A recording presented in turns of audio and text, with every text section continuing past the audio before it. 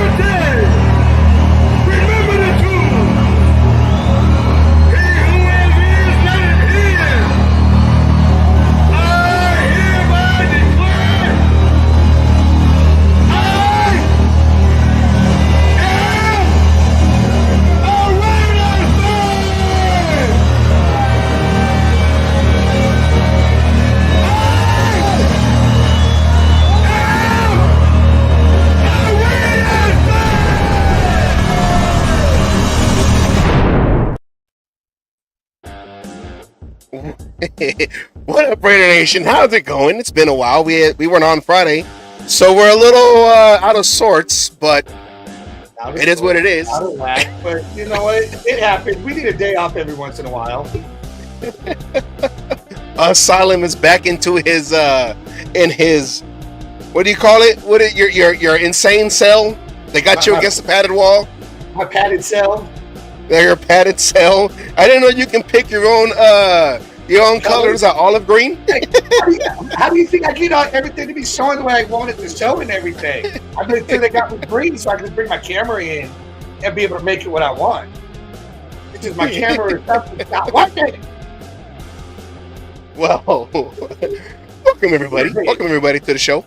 This is the Oakland Raider Savage, and with me, as always, Mr. Jim Otto himself, Mr. Cal Ripken Jr. himself, who's been on every single show since ever made with the cage match Asylum. We are coming off the bye, going into a new game this week. A new game. But there's news and everything that's been going on in between the 2 weeks. So we will get to that. But anything that you want to say or anything? I'm just saying because I'm trying to. It's been a while. I feel like I'm out of practice. How does this go again? Well, we did the hellos. Yes. You don't have nothing coming straight up, so I guess it's going into a favorite segment, right? Oh, our favorite segment. Exactly. All right, then our favorite segment. Here we go. It is the shameless plug. Here we go. All right, everybody. Catch us on the YouTube channel, The Cage Match Show. Like, share, subscribe. Give a thumbs up. Get us in that algorithm every way you can. And while you're doing that, hit that bell so you know every time a video is short or whatever the hell else we decide to put out there, you get notified. And if Roger decides he wants to fuck with us some more, you can always catch us on Facebook or on the Oakland Raiders Savage page or my page, Asylum. Hopefully, maybe have a background on there. I don't know. And after you're done with all this show and everything, why don't you go visit WGG and browse their variety of different flavors. Maybe get the combo pack that you see there so you get a little shaker. When you're done ordering, put Cage Match, one word, in the discount code to get 10% off your entire order. And when you think of wins, you think of dubs. When you think of dubs, think of Dubby. Get that energy like Max Crosby and maybe like the rest of the players with the extra week off. So make sure you go there to w.gg in the discount code CAGEMATCH cage match. One word, 10% off your whole order. And also check out RaiderNationForLifer.com. That is www.rn4lifer.com. Go there, check out Fabian sorry, I said it backwards. Dyslexia, sorry. Compa Fabian's catalog right there. He got some good merch. Check that out. And like I always say, I only wear hats for the man himself. And I got the loyal. Have that hat, damn it. The loyal hat. www.rn4lifer.com, RaiderNationForLifer.com, and also shouts out always to RaiderMan19.com. The Raiderman from Richmond podcast should be coming up soon. Go there. He also has merch. He has the Oath merch. And if you want to, I said that right too. If you want to know what the Oath is, that is what Raiderman says at the end of our intro. And if you want to hear it, help us somehow, some way, get him to the torch. Can you imagine him doing the Raider Oath with the Oakland Mystique, bringing it to Las Vegas of the Las Vegas Raider way as the powers combine? Oh yeah, mega powers right there. Yeah. Shouts out to light a fire in them when they come back home. Hopefully, huh? Is that making me? Are you trying to say I'm Mean Gene Oakland then? On this show we say Mean Gene Oakland. All right, now. You guys, no one came here to look at us. You guys know. I figured it out. I know why my green screen ain't working. Why? I missed the goddamn meeting. See? That the Raiders had. I missed the meeting, so they took my damn green screen away from me. See, business decisions. You lose things. But no one came to see us. I already see that our viewers are up right now. They came to see, they got the calendar right every other Wednesday. They got it right. They came to see one person and one person only, and that is Miss Peggy. Please, Asylum, put on her intro, please.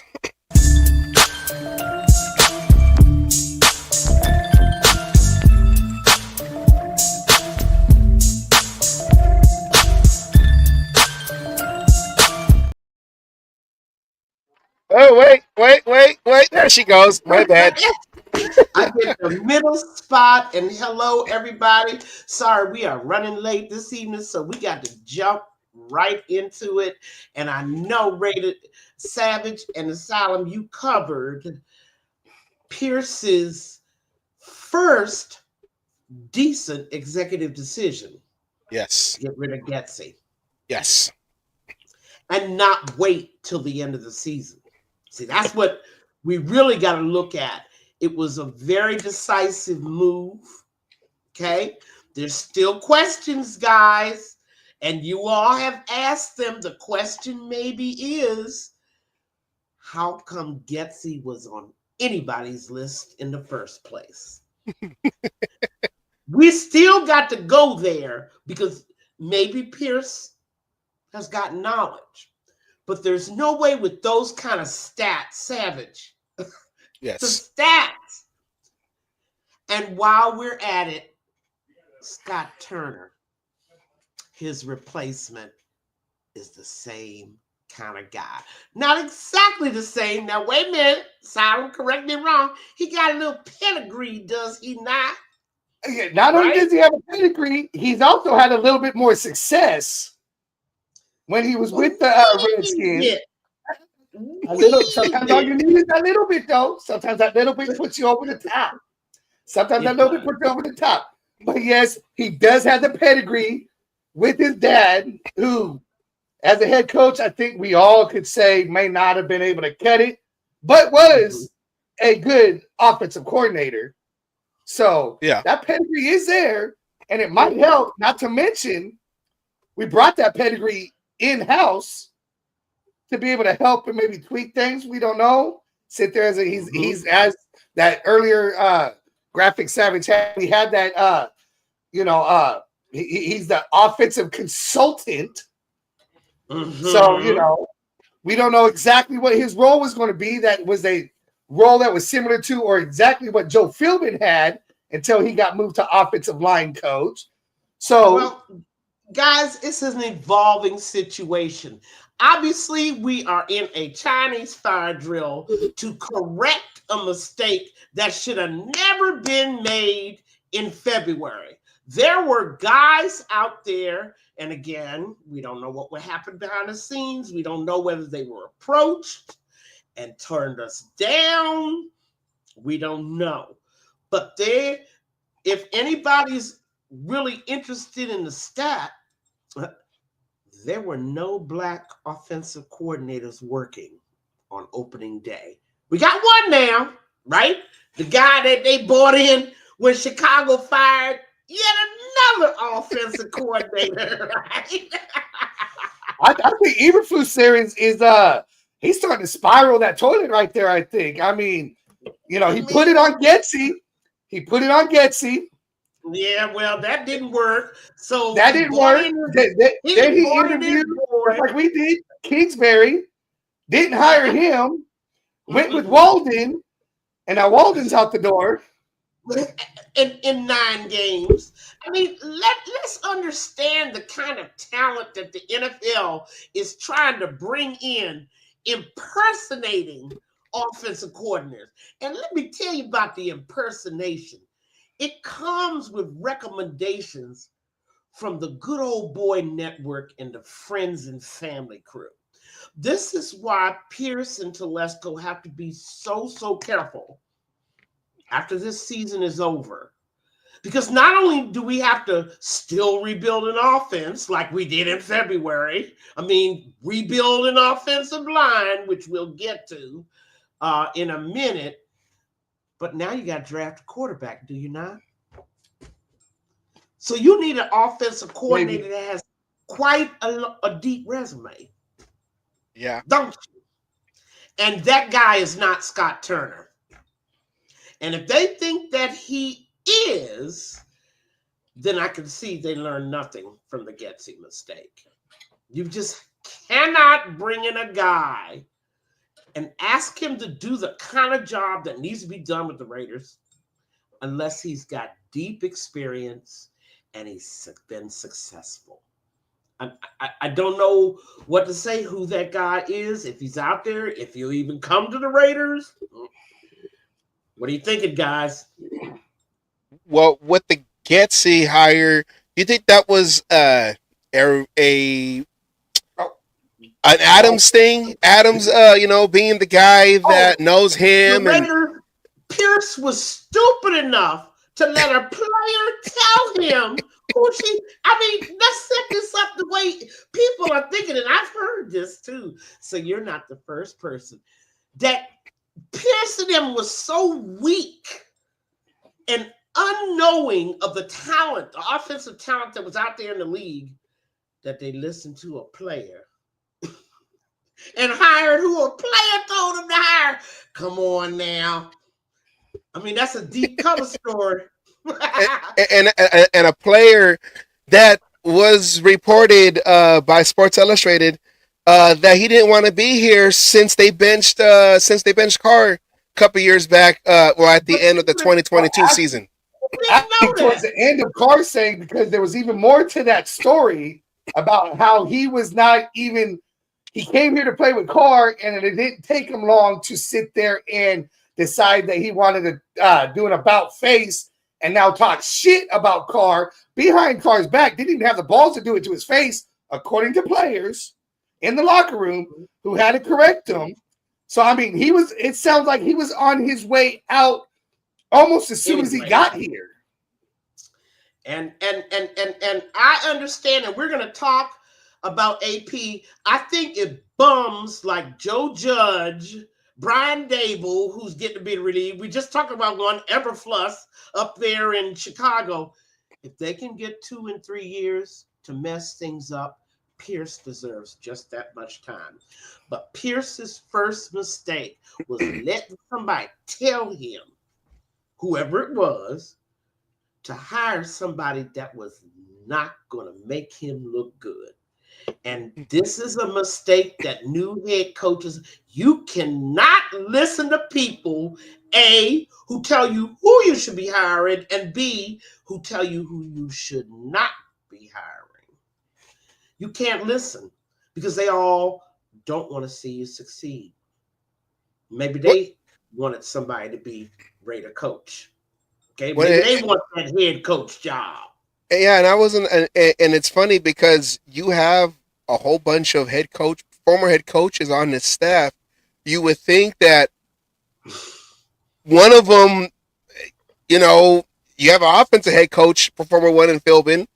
You have Marv Lewis, who had a decent offense under we got the quarterback too. He came over to us. Mm-hmm.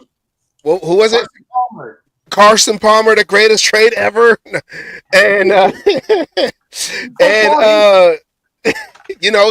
so you would think that one of them would have kind of stepped in. Even Tom Coughlin in his ear every morning at 4:00 in the morning, somebody.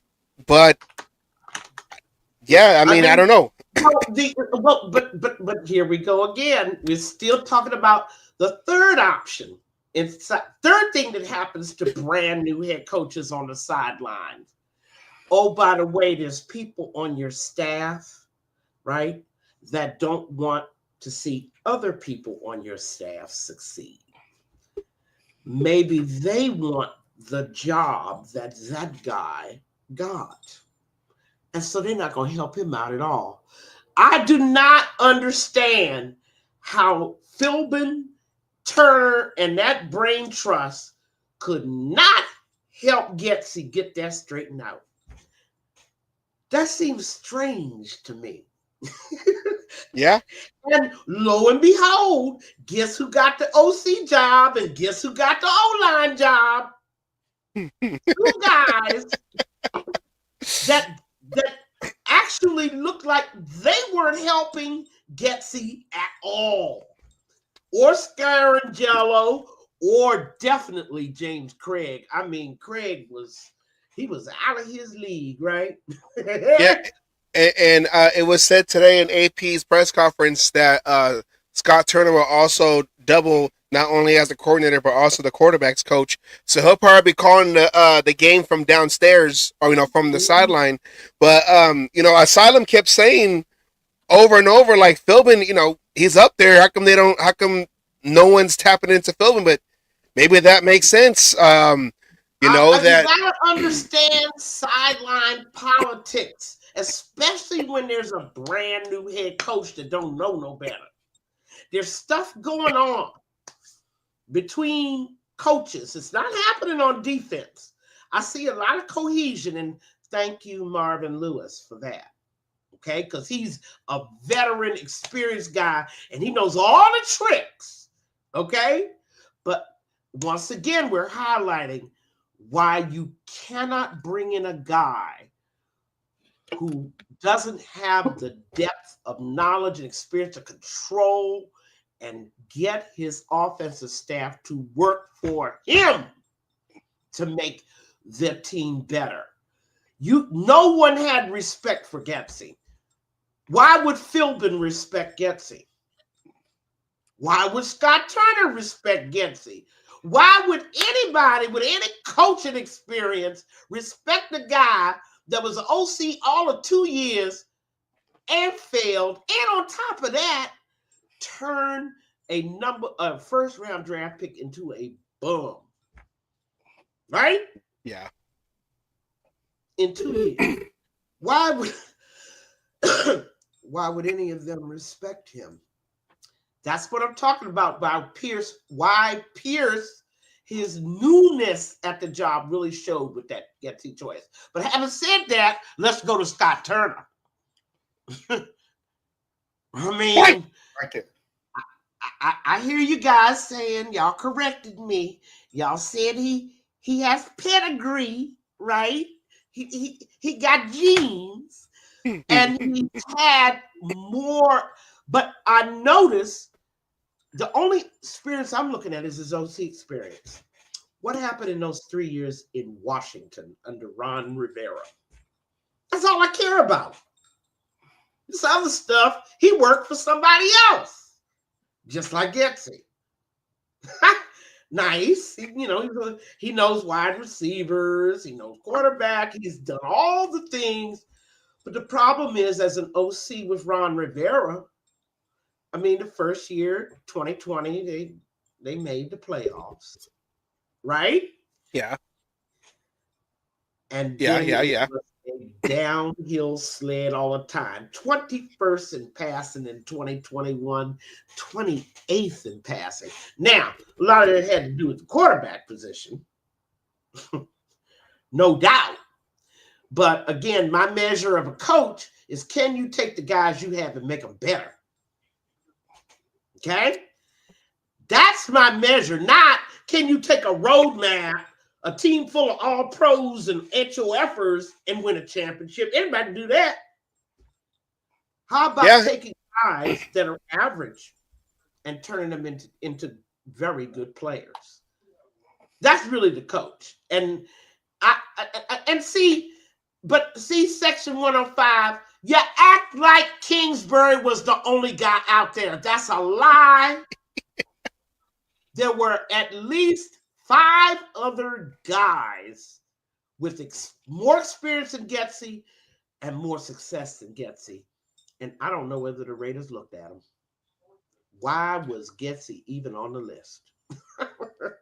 Maybe, and we talked about it. Maybe AP and them panicked when Kingsbury decided to pull his Josh McDaniels trick and say, "Yeah, I'll play, coach," and then, "No, I'm not. I'm going to go over here." Maybe they panicked and wanted to get something in there, and Getsy was the panic move. No, I mean, like I said, this year in the NFL, until Monday, when they relieved that boy in Chicago, that OC in Chicago, there were no black offensive coordinators. Not a one of them was approached, and there were 6 of them available with experience and with success, and not a one of them was approached for an OC job. And as a result, opening day, the NFL had no black offensive coordinators. How is that possible when the league is in need? How do guys like Getsy and what's his name, Waldron in Chicago, how do guys like that get a chance before guys like Byron Leftwich get a job? I mean, I'm not making it about race. I'm making it about quality. Why are you not seeking quality? Okay. Oh no, you could throw the enemy in that thing too. I mean, there again, we don't know if the Raiders talked to these guys and they turned us down, which is totally possible. But Scott Turner, it was diminishing results. The longer he stayed, the worse he got in Washington. And he could not improve his quarterback position, and he could not get a very talented running game, Gibson to be in particular. I mean, there was so much talent there. McLaurin played under him. He just couldn't get it working. But McLaurin, if I remember correctly, McLaurin had 1,000+ yards all 3 seasons he was OC. Yes, but the problem was he couldn't get the kind of continuity. In other words, it didn't really matter because they weren't scoring touchdowns. And I mean, they were eating up a lot of yardage. But yet again, who was their quarterbacks at the time? I know Heineke was one of them. I know, and Heineke ain't a bad quarterback. He's smart. He just ain't got that physical skill set that everybody loves. But the point is, again, how do you measure a coach? I can't disagree with that. A coach got to be able to coach up his players. I agree with that 100%. At least they get a little bit better every year. They don't regress from year to year. But then, how do we explain Devontae Adams? He regressed the last 2 years. But again, you took his quarterback away. But apparently, he might have pushed his quarterback out, according to there's a lot of little. Are you listening to that little old church lady, Adam Schefter? I call him the. No. I'm not coming with Adam Schefter. I'm coming from the Hondo article. Hondo Carpenter. Prove it. That's all I have to say. Prove it. Where's the tape?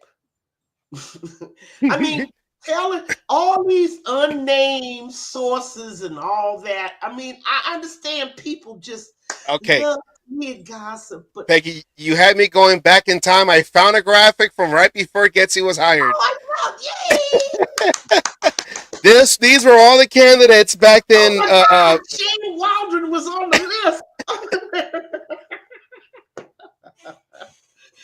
Well, I guess we know now. Not enough Pete Carroll in his blood.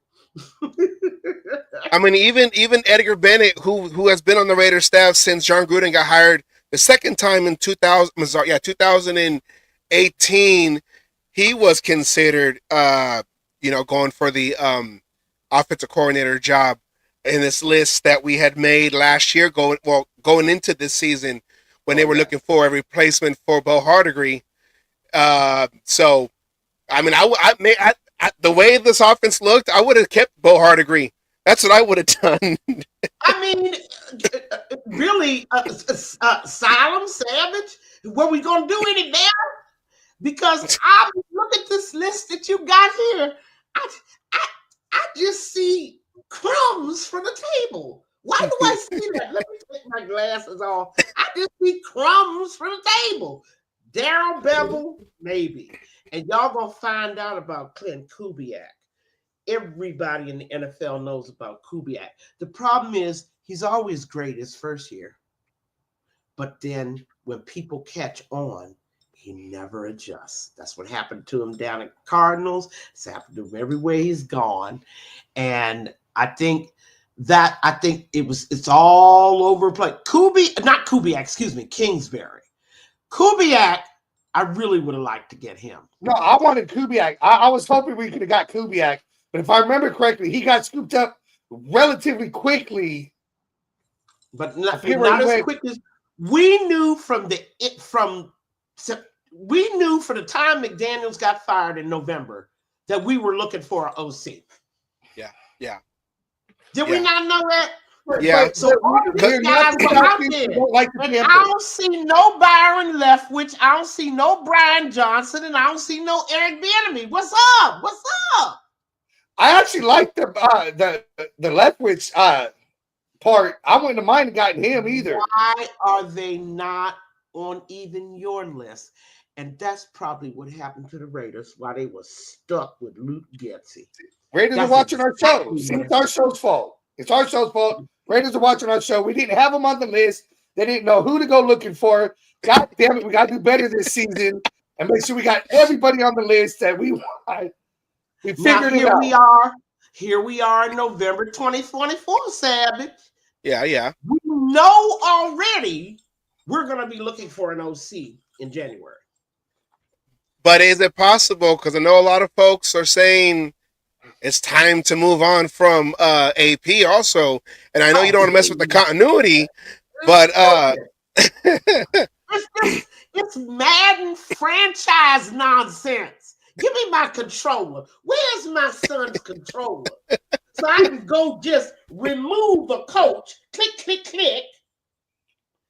That's why the Raiders just can't get anything going. We're always rebuilding. And if we go through we need the continuity, especially at head coach. I was saying it in Luke Getsy's defense about having continuity because we've done it with OCs and everything, but especially at the head coaching spot, we have to have the continuity because if you don't, you see what you got right there. Constantly changing head coaches. What are you going to expect out of your team year in and year out? You're going to expect mediocrity. You're going to expect what we get 2-14 and rebuild and the old rebuild, right? Rebuild. Everybody's complaining about that, and in the same breath, with their Madden controllers in their hand, let's get rid of AP. It makes no sense why you wouldn't give that man at least a couple of years. You know the situation he inherited. You have to. You know McDaniels tried to burn this team down. He tried to destroy the Raiders. And I am maybe it's a little bit harsh, but I can't see anything good he did for this team. And the job Pierce had, which is probably why we might have wanted to go for a more experienced guy. But wait a minute, Asylum, you got to back me up on this. Who want to take a job with the Raiders that got any bona fides? Seriously. You think Mike Vrabel is coming here? Well, but why does nobody want, as a head coach, why does nobody want a job with the Raiders? It's because there's always that chance of after a year or a year and a half of no success, you're going to get fired. They have no stability in their job. Exactly. So why would they come here where they're just going to go get fired because they just had a bad run? I mean, you could look, I hate saying this, and I really fucking hate saying this, but look at the Broncos and their head coach. Last year, they didn't do much of anything. You know, well, no, he's got a ring, but they're giving him time to build his team. Yeah. It's not going to happen in 1 year. It doesn't happen in 1 year. Fans don't understand that. And we don't understand that mentality is why we're keep rebuilding, keep starting over, keep losing good talent, right? Why Matt didn't want to play here anymore. I mean, you have to understand, and Carr should have left right out the door with him, okay? But he was trying to be loyal. People all over the NFL are watching us. They're watching how we treat our coaches and players and GMs. And the people, that's why when I hear this crazy talk about Harbaugh, we should have got Harbaugh was never coming to this shit show. There's no way. Nobody with any kind of bona fides is coming to this mess. And we got to face it, it's our mess, right? We Raider fans, we understand. I mean, we feel comfortable. We made our bed, now we got to sleep in it. Exactly. And you know, to go to how you treated people. And to go to both points, yeah, go ahead. Asylum brought up Sean Payton. It was right before, and let me get that graphic back up. It was right before the Raiders hired. I want to say before they hired. Was it Lane Kiffin? No, before they hired North Turner, I think it was. They were going to hire Sean Payton, and Sean Payton, he was right there to take the job, and he called Bill Parcells. And just for advice, and he goes, I wouldn't go over there right now. That organization is up and down. That organization is for you coming out and starting your career as a head coach there. I wouldn't advise it. And then he waited because he was the offensive coordinator for the Cowboys with Parcells at that time. He waited, ended up getting the Saints job. Funny how the Saints job was more attractive than the Raiders job. Then they ended up trading for Drew Brees, and then a couple years later, Super Bowl champions. No, they got. Was it free agency? Well, I know he was hurt, and they took a chance on the shoulder. I wanted Drew Brees to come to the Raiders. Okay, I was pretty sure Brees was traded to the Saints by the. No, I think it was free agency. It was Rivers. I could be wrong. I could be wrong. Brees, right. No, but I mean. That's relevant, though, whether you're wrong or not. It's relevant to a discussion of why we still get bottom layer coaching talent here. Yeah. We have a reputation around the league, and it didn't die when Al passed. We still have that reputation. We don't give coaches a chance. We don't give systems a chance. We don't hire the best, brightest. We can't hire the best and brightest because the best, once you say bright, they know not to come to the Raiders. I hate to say it. Do you think that's what pushed out Kingsbury? No. He was right there, better to sign the dotted line, and he said, "No, I'm going to Washington." I think it was the fact that they weren't willing to move up. They weren't willing to go sell the farm to get the quarterback he wanted, which you had to sell. You're talking about you had only way the Commanders or the Bears were coming off those two spots. You had to give up 10 first-round picks.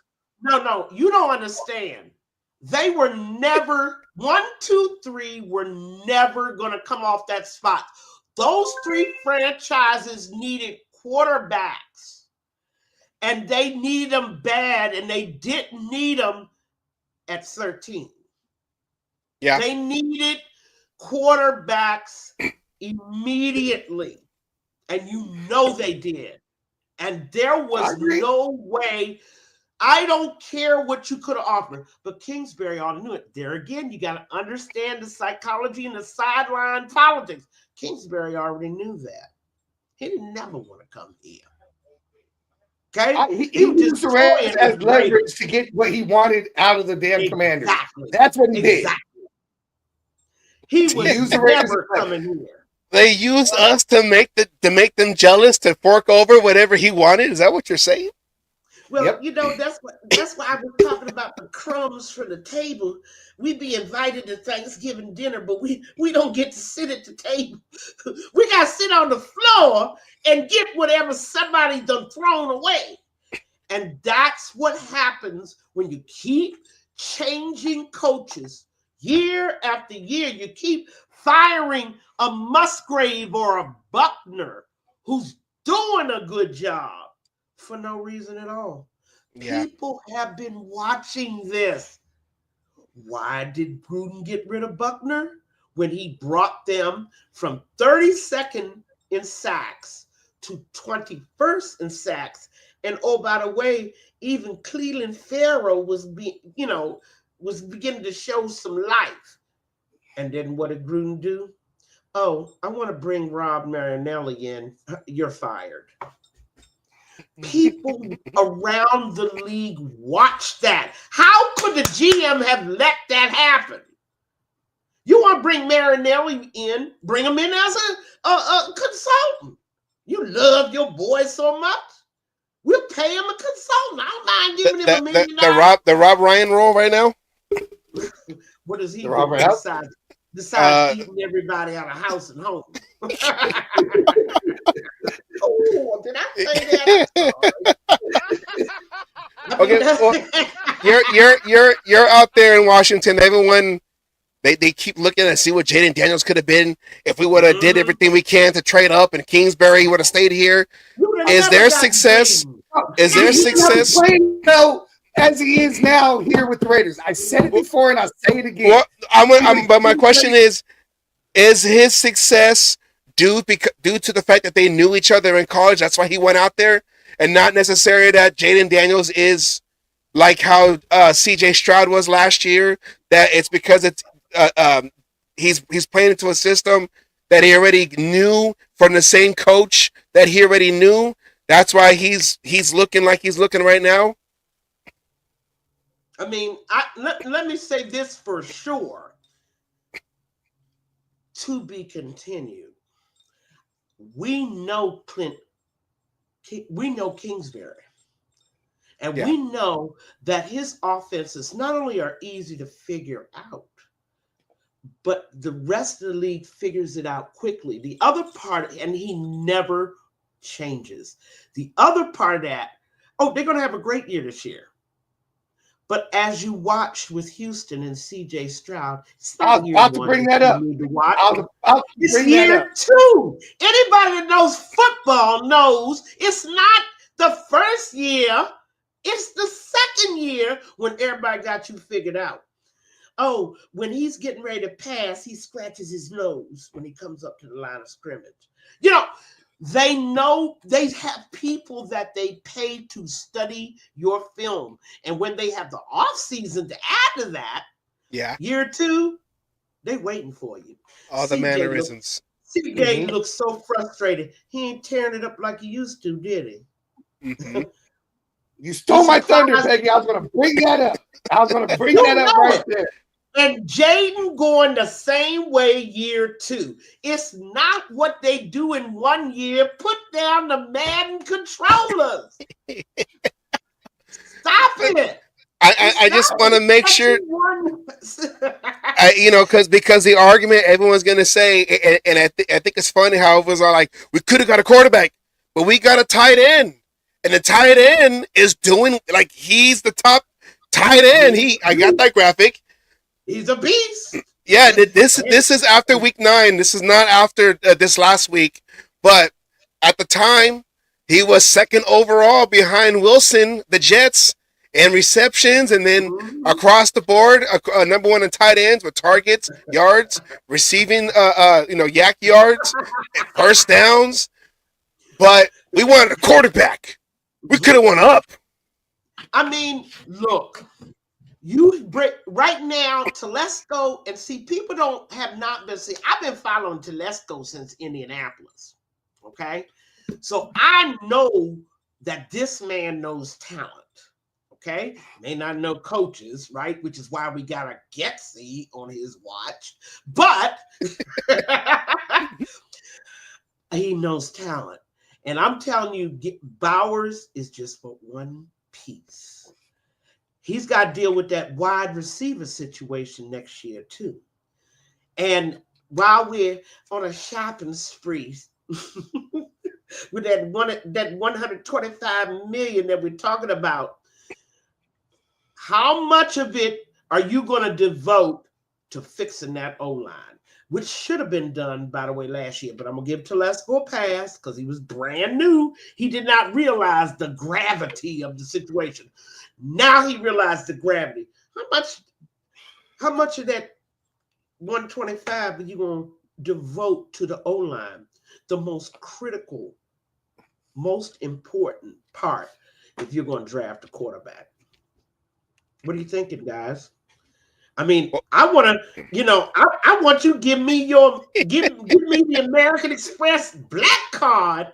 I want to go out and get a left tackle, and 2 guards. I want to buy we need to devote a majority of that cap space to the O-line. I mean, we proved it here.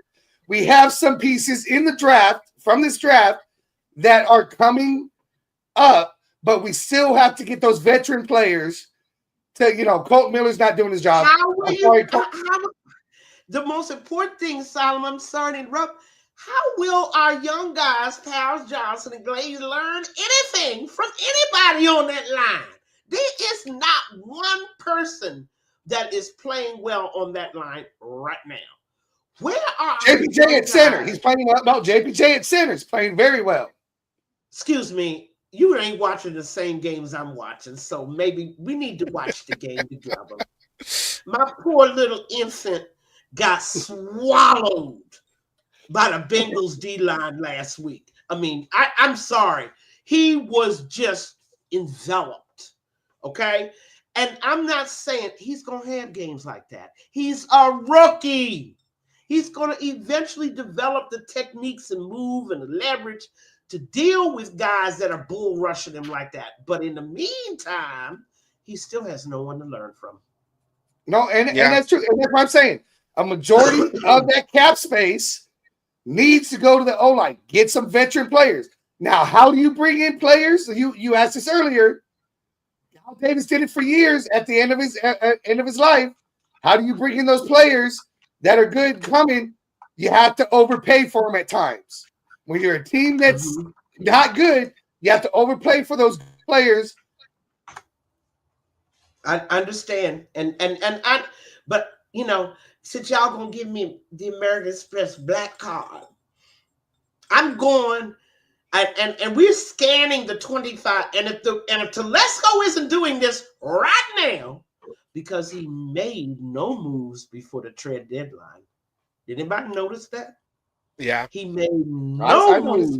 We talked about that. I know y'all did, and that seems suspicious. Like he knows, well, maybe we got the talent, they just ain't been coached right. Well, that's almost like last year when nothing was going on. We didn't make any trades before the deadline because they were getting ready to fire McDaniels. Right. So same thing, we got ready to fire because our offense is what's really what's really messing up this team, and the only person we traded was Adams because he wanted to go. But it's funny how it's like the same thing. We had the firing of a coach around the same time. We basically the offensive coordinator and McDaniels, and the offensive coordinator Lombardi. We fired Getzy around the same time a year later. The team had a team. The team had a team meeting like last year. It wasn't as bad as it was like last year, but there was a team meeting discussing what they felt, and then nothing happening. Old lady gossip. But what I'm trying to say is that even if you were going to get rid of Getsy, no matter what, you had to do something about that O-line. Yeah. There was nobody who watched the Raiders that the first thing out of their mouth was, you got to do something about that O-line. It wouldn't have mattered whether you were firing Getsy or not. You still didn't do anything before the trade deadline. Okay? And I'm wondering to myself, what does that mean? And I couldn't wait to get to Asylum and Savage so they can read the tea leaves for me. I know you're going to tell me because they were getting rid of Getsy, but oh, by the way, you were bringing in Scott Turner. You knew what you're going to do. You're going to leave him with a bum O-line too? And expect him to do hocus pocus magic? Raider fans, do not expect magic. To do the hocus pocus. I expect Joe Philbin to do the hocus pocus, not Turner, but Philbin.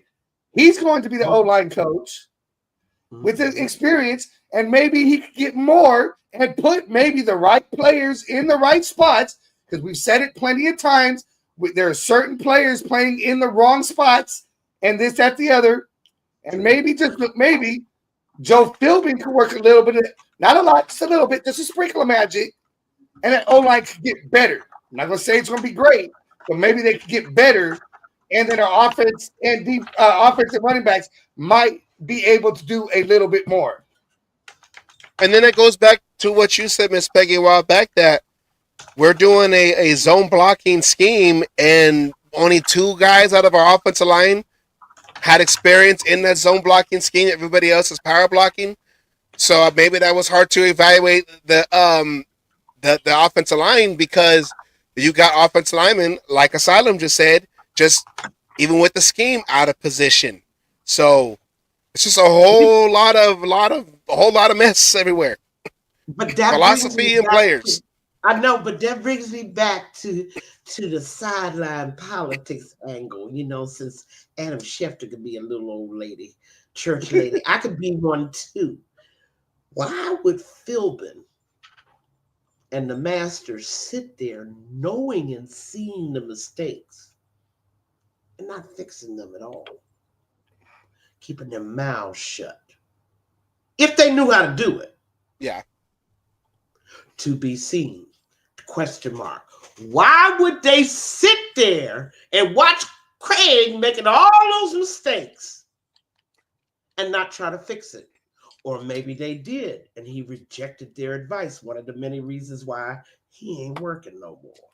I mean, we again, this is the sideline stuff that goes on between coaches and staff and coaches and players that we as fans don't know about. If Philbin could have fixed that line, why didn't he help Craig fix that line? Yeah. That line was in trouble day one. Well, yeah. Does everybody agree with me? Yeah. Day one, that line was in trouble. Why did we have to watch 8-9 games with our hands over our eyes? Then that goes back like Zamir White. The end of last year. The end of last year, Zamir White looked like, okay, we're ready to let go Josh Jacobs. We got his younger replacement. And then starting this year, offensive line couldn't block. He couldn't find the hole. He's losing yardage. It's like Zamir White forgot how to play running back, even though it's not on him. Offensive line can't push nobody. We got guys all over the place. Miller, I feel like he's going to be a free agent, I believe, after this season. That's how I was trying to find those graphics too. Yeah. So I mean, I don't know, but Miller, I think it's a physical issue. Yeah. And I've seen O-linemen who have, very good O-linemen, Mark Schlereth being one of them, who have just their total game is totally deteriorated because of shoulder injury. Yeah. I don't know what it is about the shoulder, except that it helps you get leverage. It's about technique, but once you can't do that anymore, you have no more upper body strength. You get 2026. So after okay. next year, okay. After Yeah, well, next but year. I don't think as a I don't think Telesco gonna keep that long. I think we go. I don't want to draft the LT. I want to bring in a vet LT, yeah, and maybe you guys can look on the free agent list for 2025 to see if there are any. But I'm sorry, I'm using y'all's black card, and I'm buying me 2 guards. I'm not satisfied with 1 guard. I want 2 top guards in here. I want my guard problem to go away. we If need y'all we say need the car Powers insurance. Johnson if you say Powers Johnson is the center of the future, Yeah. oh, by the way, James don't get to come back in the building. Okay. Oh yeah. No. I agree on that one. Hell yeah. Yeah. I Yeah. mean, but you say Powers Johnson is my center of the future, then y'all need to let me buy 2 guards, veteran guards. I want the guard problem to go away for my young quarterback. You want to know who's available for 2025 at left? I'm sorry, wrong one. Left tackle. I did tackle, not guard. Hold on. Let me. Where to go? I just Left saw the tackle, I could go draft or free agency, but I want 2 veteran guards. I'm sorry. And I don't want no bums like Cody Whitehair, Meredith. I don't even know. Did they pick him up off the street corner? I believe I mean, Meredith that's how was undrafted coming into the Raiders. Oh, I believe maybe that he'll was get Meredith better. was undrafted coming into the Raiders last year. You see, that's guys where I'm talking about coaching. You can say whatever you want about Tom Cable, but he performed miracle with a group full of bums. Yeah, yeah. I mean, I remember Cable. miracle. And No matter what combination of line, they went out there and they performed. I mean, Yep. now that's coaching.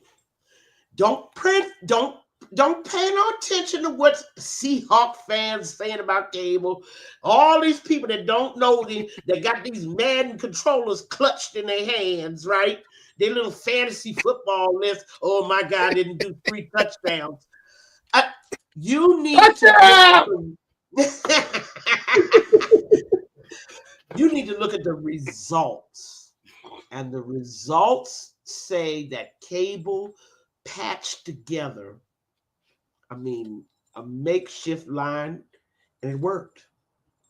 I don't know how it worked. They could run block and they could pass block. Miracle of miracles. Would And of you? course, go ahead. I was going to ask. Would you prefer?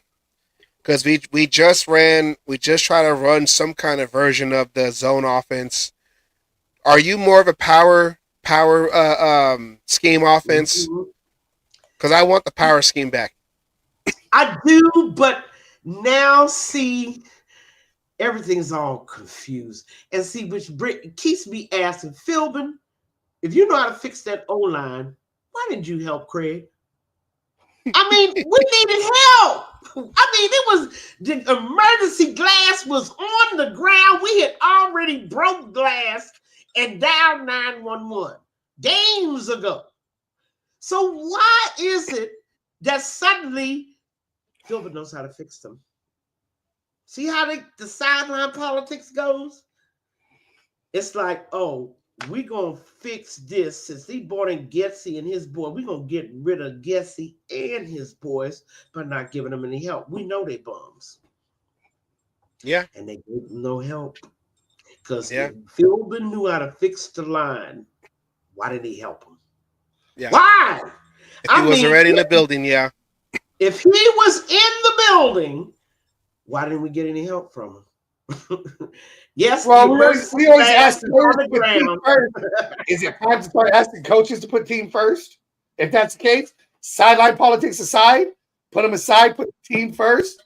That's what I'm hearing from you right now. Raiders, now y'all, I love my Raiders, but I know who and what they are. And the politics going on in that organization and sidelines is deadly as a viper. I mean, you're here 1 year, gone the next. And if you last like 3 years, you done drank the Kool-Aid. That's why you still here. You can't stay without drinking the Kool-Aid. Okay? It depends on what Kool-Aid. Are we wearing? Oh, yes. No, this Kool-Aid. This Kool-Aid, does it come? Flavor Aid. This I was gonna ask, this Kool-Aid, does it come with new Nikes? Because if it does, I don't want any. I mean, that's if you know that reference. Anybody that I see sitting up there quietly, like Gail, the president, and chant for 3, 4, 5 years, I know they done drank the Kool-Aid. Raiders have a rep. Our Raiders do.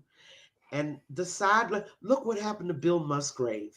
Yeah. I mean, he must have been blindsided after turning in the NFL's 6th best offense. Carr having his best year. He got a Cadillac O-line, right? Osemele, Hudson, Gabe Jackson, all of that. And his running game is just, was Latavius there? It was Latavius, right?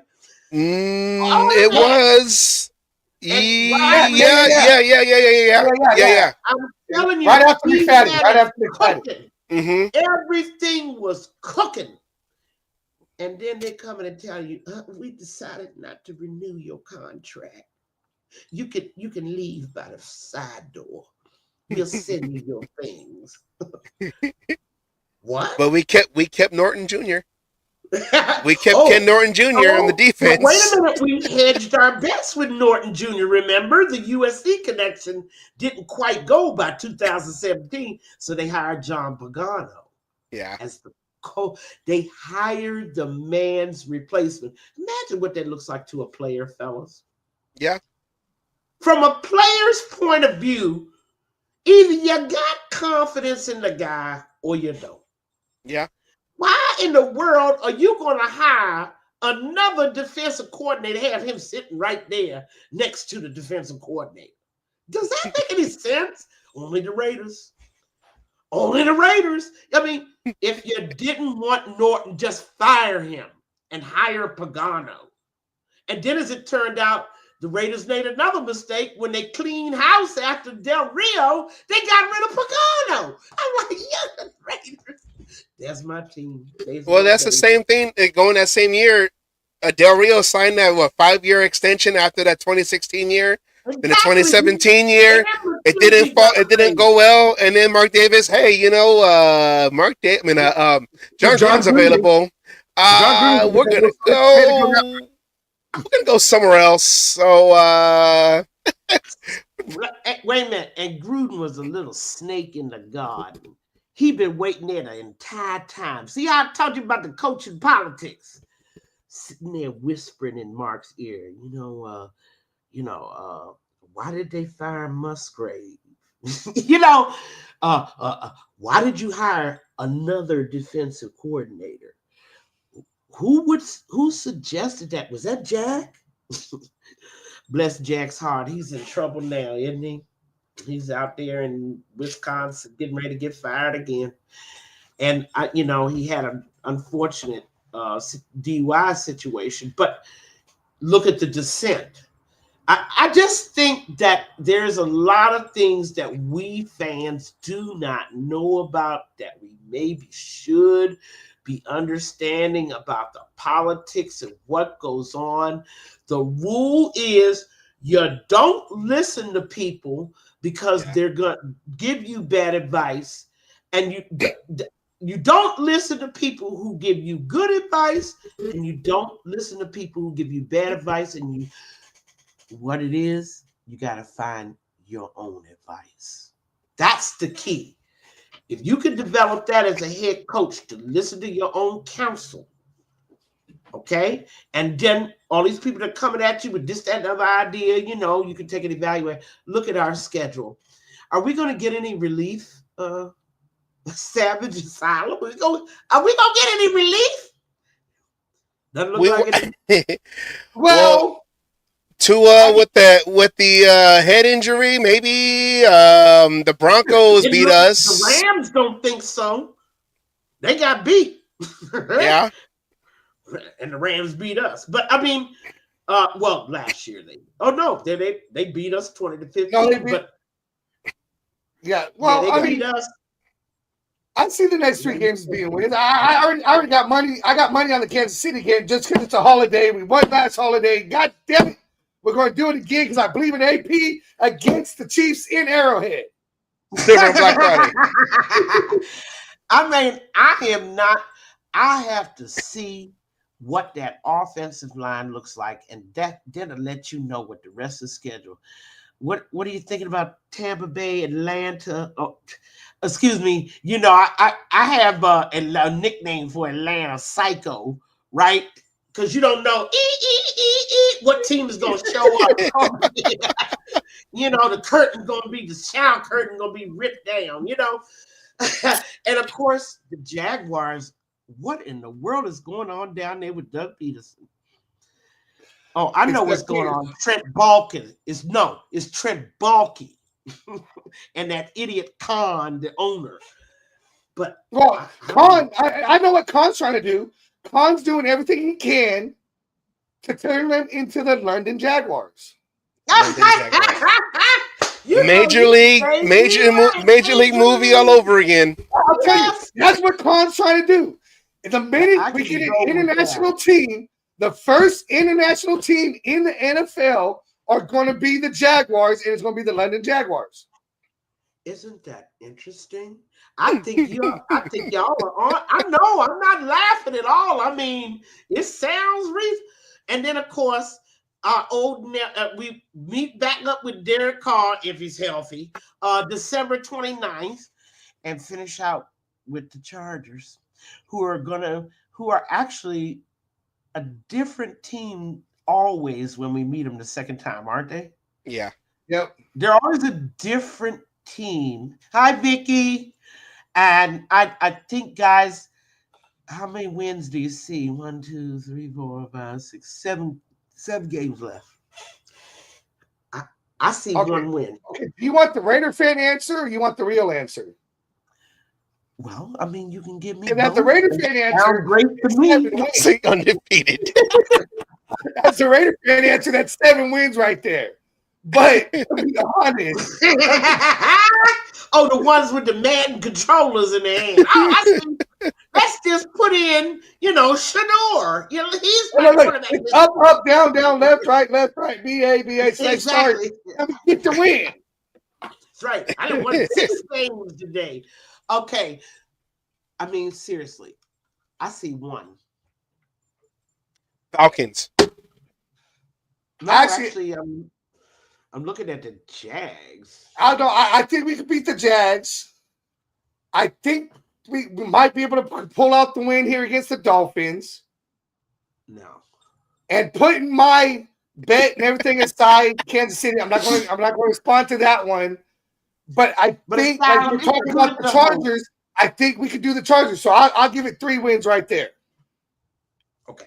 3 wins. Savage, what are you thinking? I say we surprise the Dolphins. We beat the Broncos. And if there is a 3rd win, I would say it has to be the Saints because they're in an interim head coach. They don't know their quarterback situation is up and down. They still have what's his name tweeting Carr on how bad he is and Michael Thomas is still in Carr's head of why I'm not at the league because of you. So I'm gonna say Dolphins, Broncos, and then Saints. Off of Savage's game, I think got 5 wins. Savage's saying I'm gonna go 5 wins now. Unless I see drastic improvement in that O-line, and Joe Philbin better be right since he done ran Craig out of town and made that boy lose his job. He better be right.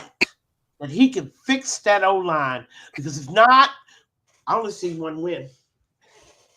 I can't. I want to say Tampa Bay, but we're at Tampa Bay. Yeah, but I can see the Falcons too, especially if they're playing Penix instead of Kirk Cousins. Yeah, but I don't know it depends on who's that QB. It just depends on whether Anthony Perkins shows up. Well, I'm telling you, with the knife in his hand, because those guys absolutely don't know who they are. I mean, they have no identity at all. And the Falcon fans have told me they just gave up trying to figure out who's going to show up every week. Literally, a different team shows up every single week. Kurt shows up, throws 5 touchdowns one week, next week, 4 interceptions. We want the 4 interception game. That's the Kirk Cousins we want, or the Michael Penix, and that's another win. I like this. We're getting down to the nitty gritty here. Now we get to the nitty gritty. I mean, you understand. And by the way, the Raiders wasn't gonna get Penix either, nor Bo Nix. Okay, the Denver wasn't trading their pick with us. LA Chargers were like, Harbaugh was like laughing when the Raiders was on the Raiders on the phone. Why are we gonna do anything for them? That don't make no sense. I need to protect my quarterback because he's made of glass. I mean, you don't understand what we were facing when we were trying to phone, picks 1 through 12 to see whether they would trade with us. And by the time you got to 8, really, the chances of getting a decent quarterback were gone. Let's face it. And of course, Atlanta just messed. Atlanta panicked. And I thank Atlanta for panicking. I thank them very much. I'd rather be dealing with what we're going with and deal with everything else. Thank you, Atlanta. You're my hero of the draft. I know. You're my hero of the draft. Because the last thing I wanted was an injury-prone fucking quarterback. That's why I call them Mylanta, because they gave us relief. But he wasn't going to be there at 13. You know this, right? Oh, I know. Yeah. He was never no quarterback worth a first-round pick was going to be there at number 13. You couldn't move up to 13. Why in the world would Denver or LA Chargers give us even answer the phone? But again, thank you to all them. I'll take the Brock Bowers. Yeah. Every day of the fucking week. He was every day, all day. When everyone goes, he was either the number 1 or number 2 best player in the draft. We're not talking about my position. We're talking about overall. And to fall to 13 because everybody else panicked after Atlanta and everything. Everything else. I get the situation. Thank you all, because Bowers is a player you could build around. Thank you. And especially in our division. And since we were talking about the draft, I have to give a shout out to my Polo Jets fans. You see, whenever the Raiders think, oh, we're the worst team in the NFL, I'm like, you don't know football. You obviously haven't been watching your NFL network, right? The Polo Jets ain't never been right about nothing. Okay? Let's just look at it like that. No. Every time Super Bowl 2 or 3, when Broadway Joe said he guaranteed, that was the only time, the last time they were right about it. The only time in the history. That's it. They've been wrong ever since. Okay? So how, everybody was thinking, Devontae, But the fact of the matter is, Devontae didn't really have a choice. If he wanted to lead the Raiders, he was going to have to jump into the fire with one of the worst organizations in NFL history, the New York Jets. I'm like, Lord have mercy. Who would trade the Raiders for the Jets? He would, which is why I go back to why the Raiders have to be worried. Raider fans have to be worried about who wants to come here. See, you're thinking, oh, we done got rid of Adams and, he don't want to be a Raider, blah, blah, blah, blah, blah, blah. There's a whole lot of people that don't want to be Raider in the NFL. because of the way we treat people. And I'm going to leave it like that because I got to run, fellas.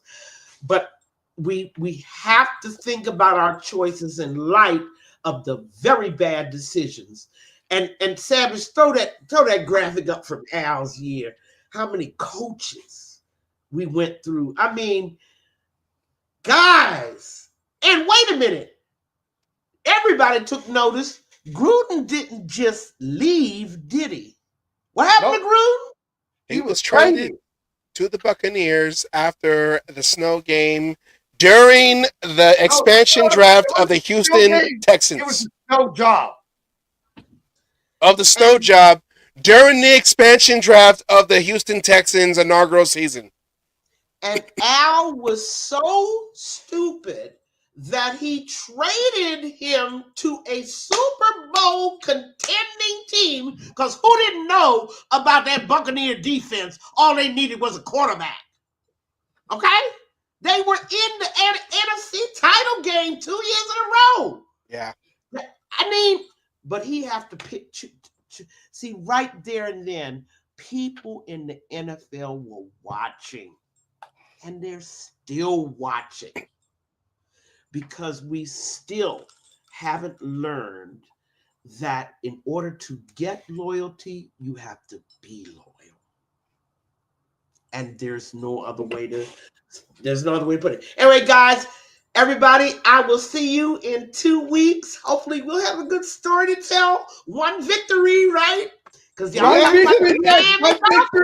The O-line's going to step up. Everything's going to work out. And we're going to freak out that win. Right? They wait for they're going to beat Tua. And by the way, our defense can beat Tua. I don't have any doubt about that. I got problems on the other side of the ball. And oh, by the way, the Miami Dolphins are the 7th ranked defense in the NFL. So I just want to put that out there. We will see. Hold of them. They're going to go down the play. Yeah, he's got his controller. Yeah, that's like a swap, right? Put LT on the side, right? Franchise mode. You can go back in history, right? Yeah, a legendary. Play the legendary cards. Guys, I'll see you soon. We're good to go. Bye. All right, take care one more time. Thank you, Miss Peggy. Here we go.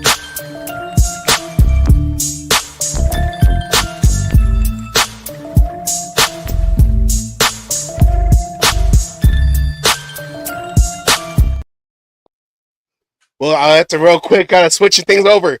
Now, before we go into our second half of the show, because we do have Raider Homer waiting in the locker room to come out. Oh, yeah. Hold on. Is he Homer or is he Douglas today? It depends. We're doing stock, so maybe his business name. Okay, his business name. We'll go with Doug Ho. Doug Ho. There we go. Doug Ho. Well, before we go into, okay, let's real quick go into our new segment, which is, you got it? Yeah. Okay, which is cage match news. There you go. Go ahead. This is CMN, a cage match news update. Sorry, with you, I either got to be quick or slow, and I get confused. Sorry. Thank you, James Earl Jones. All right. The first one on the news block. You know, R.I.P. to Darth Vader and Mufasa. Here we go. Raiders named Gardner Minshew to start Sunday at Miami Dolphins. It was said today during the press conference from AP that he will start him. Here is that press conference clip right here. You decided on a quarterback. Yeah, Gardner Minshew. Okay, what went into that decision? Listen, when we brought in Gardner, we expected, obviously, the play that we had seen in the past. And, you know, at some point, you got to give a guy confidence. And there's been times, obviously, with turnovers and other things that have taken place where we made decisions to, either put him on the bench or go with another quarterback. But this week, I felt like, Gardner gives us the best opportunity to move forward. And he has every opportunity to go out there and help us get to a win. How do you give him confidence? How do you give Gardner confidence at this point? Everybody around him. Starts with the staff, starts with myself, starts with belief, letting him know, man, go out there and let it go. Let it loose. And what we got to lose at this point, right? 2-7. So everything that's behind us is behind us, and I'm looking forward to everything in front of me. All right, with that, Gardner Minshew, and I know a lot of folks are By the thinking, way, we talked. I called that. yeah, Asylum in our meetings that we have during the week. Asylum's all like, I don't know. I think Minshew's going to be the starter, being that he is the veteran and starting over with the new offense, or probably just to have him go thrown out there to see, because we don't know, is it the chicken or the egg? Was it the offense or the offensive player who was playing offensively or offensive? So right there. And then, well, to add to the offense, our next news is tight end Michael Mayer returns back to practice after a 7-week absence. He went on that note on the what is it, the pup or the Oh, no, it wasn't the pup. It was a non-injury the non-injury list.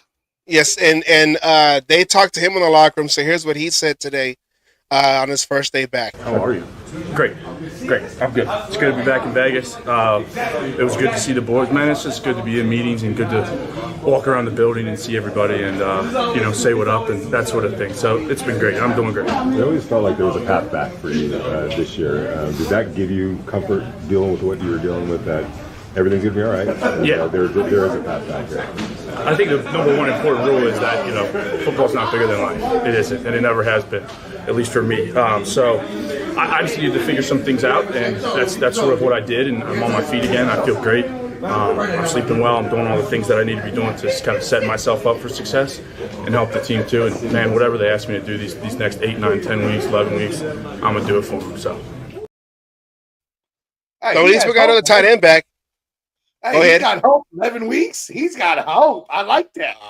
We're going to come through in the back door like we were supposed to do last year till we lost to Gardner Minshew. Hey, careful on that one. Not all of them like the back door. All right. Anyways. I think this is a family show if you X out all the bad language that you say. So, Hey, if it's a family show, I got to leave. well, it is the second half of the show. I don't want to say it's the main event because Miss Peggy always takes over the show.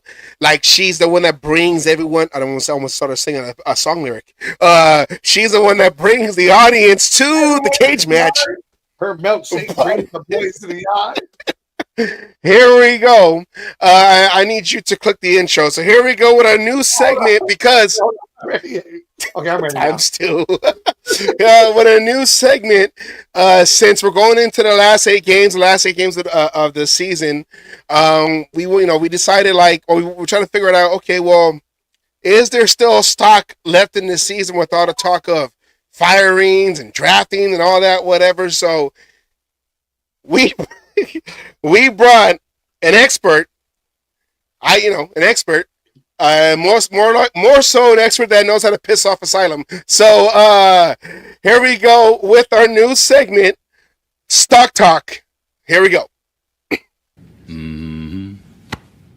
Nobody knows if the stock is going to go up, down, sideways, or in fucking circles. It's all a fugazi. Keep the clients on the Ferris wheel. Come on. And it goes. The park is open 24/7, 365. Every decade, every goddamn century. All right there. We have Mr. What is he Raider going Homer. on? Let him clarify. What's he going by today? Mr. Homer Sheffield to you, asshole. You know what? I'll call you Ho. We'll just go with that. How about that? Homer, motherfucker. No. Oh, Asylum. It's Asylum, not Sign, fool. I think it was in what was it in Rocky 4 when Apollo came out to fight the Russian and he had all these names. That's Raider Homer. Now coming to the ring, Raider Homer, aka Douglas Sheffield, aka he put all you on the map, aka the man behind Section 105 Media, Raider Douglas Sheffield Homer, and other names that he calls himself. AKA Raider Legion. Raider Legion. Yeah, all right. Look at that. He just snuck that one right in there. That's new. That's coined. All right. Don't take that, y'all. I got my name all good. Hold on, let's put some But you know music what? I here. think that's the first time I've ever been called an expert, bro. Thanks, man. That makes me feel great. Well, expert on pissing off Asylum. So that's why I say I know who the one who can use. I'm an expert at something. All right. Well, we're gonna do a little stock market. What do they call the the guys who do stocks? I don't know. I got Dogecoin, so that's all I got. Our two stockbrokers here. We need help on trying to figure out, is there still stock left in these Raiders? We have 4 stocks, I guess you can say. So let's let's do the first one. I'm gonna be down here because I'm gonna be hiding. So here we go. Our first one is hold or sell Antonio Pierce $1. A as discount on $1. Sell them right now. head coach in 2025. Hold or sell. Asylum, you go first. Are you holding on this stock and seeing how it's gonna how it'll rise or fall in next year, or are you selling? Are you selling after this season?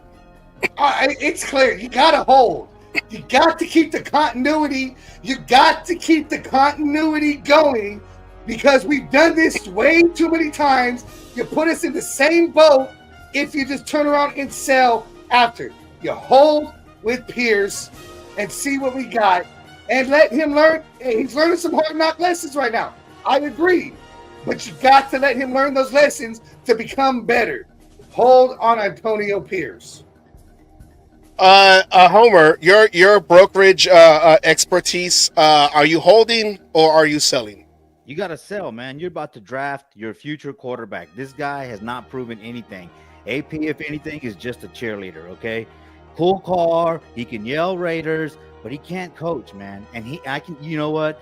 I know the Cliff Kingsbury, all that y'all were talking about earlier, but if, he couldn't get the guy he wanted because I feel that people did not believe in him, man. And look, last year with Josh McDaniels, the whole team had a meeting and they spoke out against McDaniels. And now this year they have another meeting and they're speaking out. They don't want to say if it's AP or if they're calling out Mark Davis. But this is 2 years in a row. You need a coach that can come in and put these players in line. Can you see any player talking to Coach Gruden like that? No player. There were no player meetings talking about how the organization was screwed over. You know what I mean? AP is not the guy. Good story, Raider fans, blah, blah, blah. But right now, if you're looking for stability and consistency, you got to hope that's in Tom Brady, all right? You got to hope that he can help this team find a coach. Y'all were talking about how people don't want to come to the Raiders. Well, you got to hope that Tom Brady can step in and change that because people know that Tom Brady is a legit, champion, a legit football player. And so he might win over some of those guys that didn't want to come. So that's why I say you sell AP, man, because look, it's going to be a year and a half, all right? And it's not good. Everything is just falling apart right now. And the players are having another meeting. Why are you going to hold? You might as well. I mean, I'm not to say you should have just kept McDaniels, but I mean, this is the second year in a row where you have the players speaking out against the coach. You need a coach that can handle the locker room. What has Tom Brady proven other than he can play the game? What has he proven other than he can play the game? Has he proven? What has Coach AP proven except that he's going to fucking lose? This year, so far, it's proven going that. But last year, he brought the team together. He said, "What do we have to lose? We're 2-7. We have a high draft pick on the line right now. If he doesn't fucking understand that, he's not coaching material. All right. Look, it was Tom Brady and the hoodie, right? Montana and Seifert, right? Aikman and Jimmy Johnson, right? Madden and Ken Stabler, right? So a coach and a quarterback combination is what make a team. And you don't want to bring in somebody that's struggling coaching right now and have him coach your rookie quarterback that you're building your future around. I just don't think it's a good idea. Good story, but AD, this is your last year. Assuming you draft that quarterback, you're making assumptions on that one. Bro, if that's not an assumption. If they don't draft a quarterback this year in the first round, then this fucking organization is doomed, bro. And you could say, oh man, quarterbacks, remember Jamarcus Russell? Yeah, I fucking watched that guy play. You know what I mean? But there are at least 3 quarterbacks that are playing better at least consistently, right? Bo Nix, out of this draft, 3 of them are playing okay, even though the Bears aren't winning, right? He's still, there. He's doing better than, most people thought. But look, the Washington kid and Bo Nix, man, they're playing well, dude. David Daniels, which everybody wanted. Come on, remember the name. Easy name. All right, and I'm telling y'all, I know everybody thinks I'm crazy, but since I've been saying to hire AP or fire AP and hire Coach Prime as our head coach, now they got rumors of him going to Dallas. Okay, right? You want to bring in another rookie head coach? Hey, man, another rookie head coach? So that's what I'm saying. Who hasn't proven anything when he college? Prime Time is proving that he can take a losing team and turn it around quickly. Okay? In college, not and the so NFL, if you but paid in John Gruden, who was out of touch, $100 million, you throw $100 million at AP or at Prime Time. Okay, that's what I'm saying. So it's time to spell on AP. I'll go with that. I'll go. He turns around a college team. It's not NFL caliber. Hey, bro, you gotta convince me on that, man. You know what I mean? No, if he went to Colorado, because remember, the first year they only won 4 games. This year they're already on their way to the Big 12 championship. Now, if he had another losing season this year, then I would say, AP in his first game's only winning 2 games so far.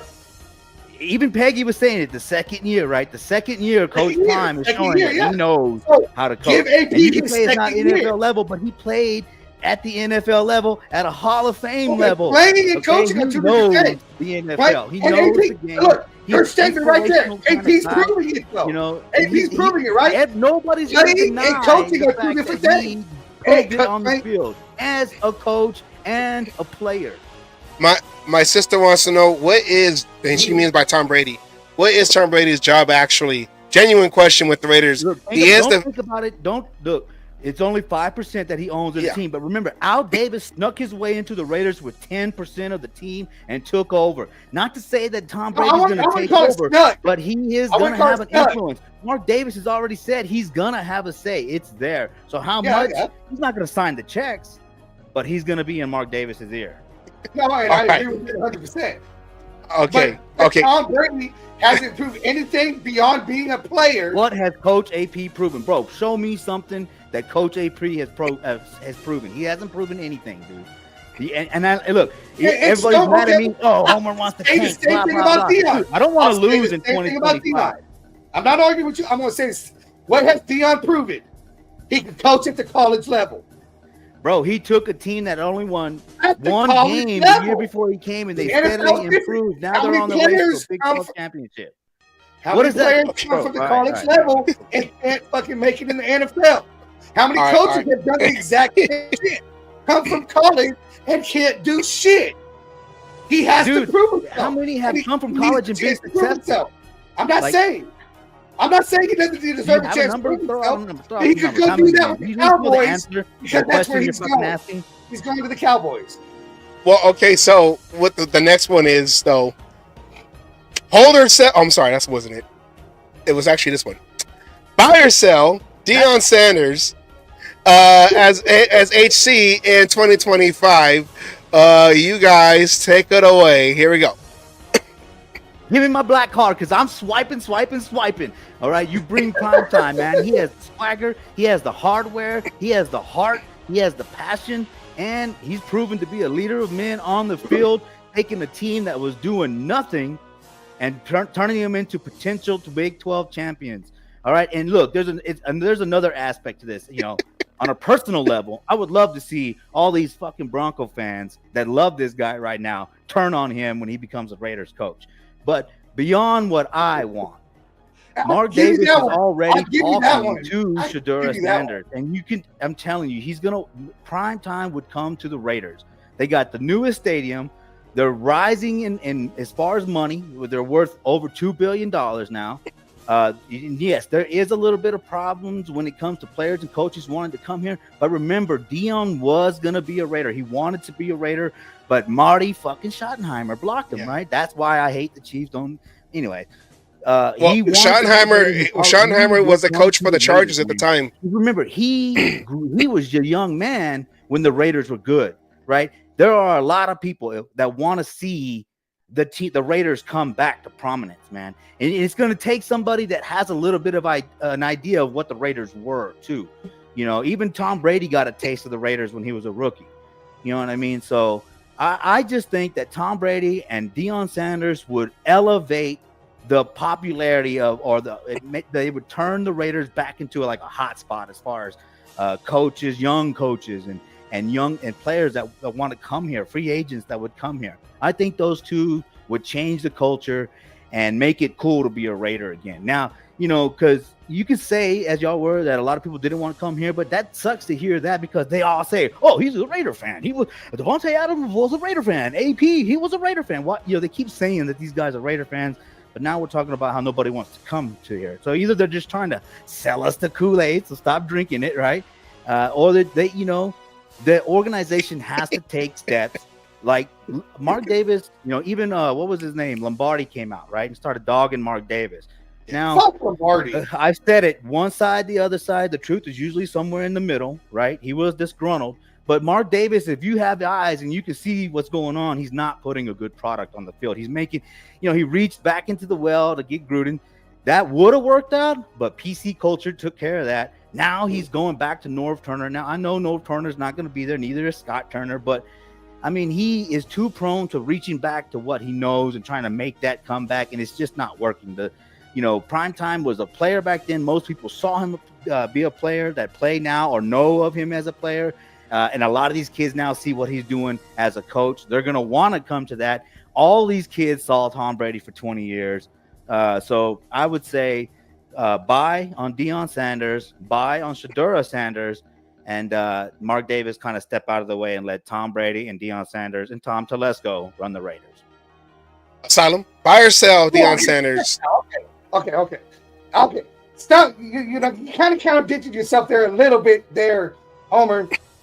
If you're talking about Deion knows what it was like when Raiders were good and shit, so does AP. AP was a fan. Hold on. Now go ahead. Shake your head. Do your shit. I let you talk, so you don't have to let me talk now. Okay. Yeah, right back at you, brother. Anyways, you know, AP knows what it was like for the same thing. Deion, you're talking about getting rid of a rookie head coach for another rookie head coach. Yes, I agree what he did in Colorado. You said they won 4 games his first season. Why doesn't AP get the same chance that Deion got in professional? Deion hasn't proved shit in the professional. AP also played. Neither is AP, bro. AP also has a Super Bowl while as a player. How many in the professional? Deion have? Okay, but let me talk. I'm trying to say what you're going on. AP has the same credentials. I'm going to But sell. he never proved it even on a college level. I think he was only actually a high school coach, and they didn't go win a Did I interrupt you? championship. So if you talk about experience, Prime has more experience than AP. There's no arguing that. Did I interrupt you? I let you say your piece. Show me the same respect. Okay, come on. I don't care. You know what? Be whatever. You just don't like what's. Hey, you know what? Where's the pause button for Homer? Right there. Homer, seriously, all joking aside, you know, me and Homer got love for each other. Anyways, it comes down to my opinion on this is Deion's going to come with baggage. I don't want my head coach and quarterback, because if Deion comes, you know Shedeur's coming with them. I don't want my head coach coaching my goddamn quarterback, because if he fucking starts to suck, he's not going to have the balls to pull his own son out of the fucking game. Plain and simple. I want a coach. I want Shedeur is not going to suck as much as you. He's not going to suck as much as Aiden O'Connell. You wanted him to start. Show me the same respect. I'm not asking much on that. I'm not asking much on that. Let me talk. I let you go the whole time without saying a fucking word. I let you go the whole time. I don't give a fuck. Do all you want. Do all of the background. Keep your fucking mouth shut and let me talk. Bro, it's so easy to get you pissed off. It is. I know, fucking. And you know how to do the right buttons. Just see. Anyway, Alicia in the comments. See, I'm playing your ass. This is what I do. for the entertainment value. To try to get this short going, it comes down to consistency. Homer's going with his heart on this one, and there's nothing wrong with that. But we've done this too many times. Let's give our head coach a chance to prove himself. A lot of head coaches, their first time coaching, have had bad seasons. Don't panic yet. Give them the second year and see where we are after year 2. So if you're saying selling, and let's say AP does get let go, whatever, and this is what the question was: who are you buying though to replace AP? If it's not going to be Sanders primetime, who would you buy stock in to take over for the Raiders? So the question is, well, I mean, if you almost had Kingsbury, right? Okay. Signing, but for some reason he didn't, then you would imagine that he would sign as the head coach. But I mean, I don't know. As far as the names on here, I guess he would be the most qualified over Bill Belichick. He's a little too old. I think, that would be like Mark Davis trying to reach back into the well a little bit too much. Leave Bill Belichick out of it. Maybe Cliff Kingsbury. But if you were to get prime, T3 Sports Guy, go check out his YouTube channel. He was asking for Todd Monken of the Baltimore Ravens to come in and be the offensive coordinator for us if Deion Sanders came. Now, I think that would be a good mix because he knows how to call, an RPO type offense with a quarterback that can run and pass. So I think that would be good for Shadura. And, I mean, it would, there is the question, would he bench his son? But I think so. If not, he would be out the door too. So I know and most people are going to ask that question when it comes to hiring prime time. But I'm just saying what they're doing in Colorado, if they could do that on a pro level for the Raiders, that would help this organization tremendously. Asylum. And if ifs were fists, we'd all be fucking drunk.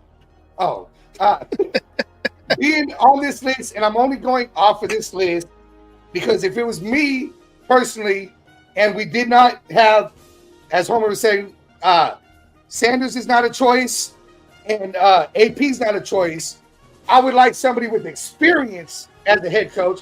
And I know Kingsbury has it, Vabro has it, but I kind of feel if we're going to go a different direction, let's go offensive side.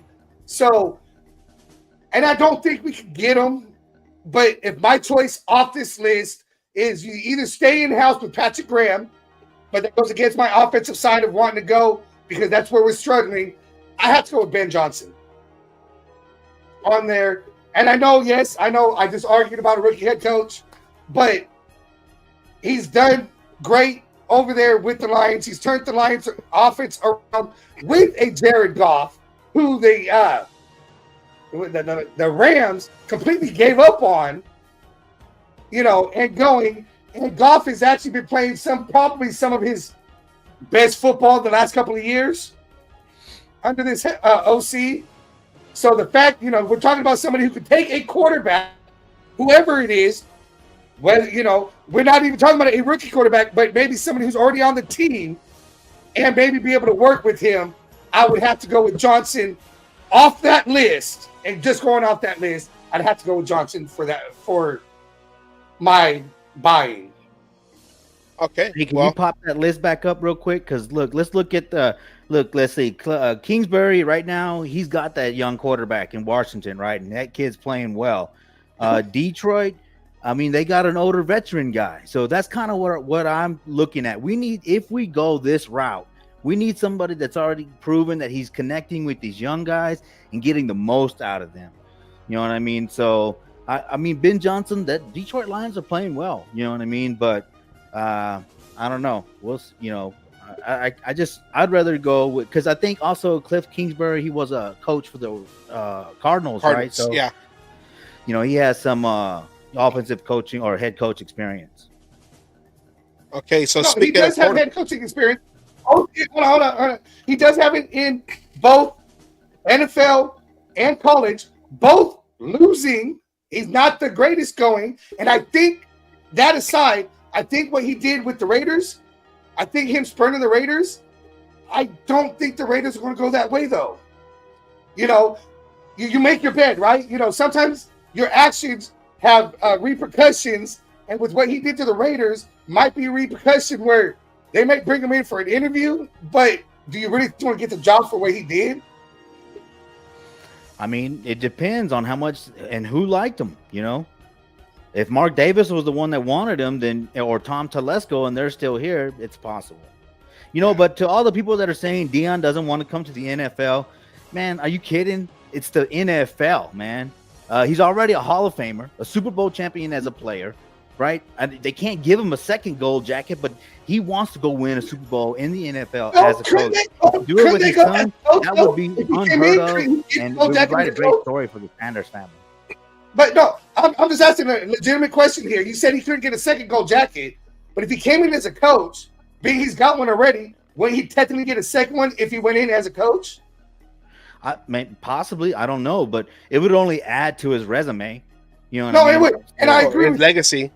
I do think he wants to come into the NFL. The question is he ready right now after 2 years coming in as a head coach? Like I said, if he went to Colorado and repeated, you know, in his second year, the same kind of year that he had in his first, then you would start to question it. But the fact that he took such a lowly organization and turned it around so quickly, man, I feel like he has that motivational power that you need from a head coach.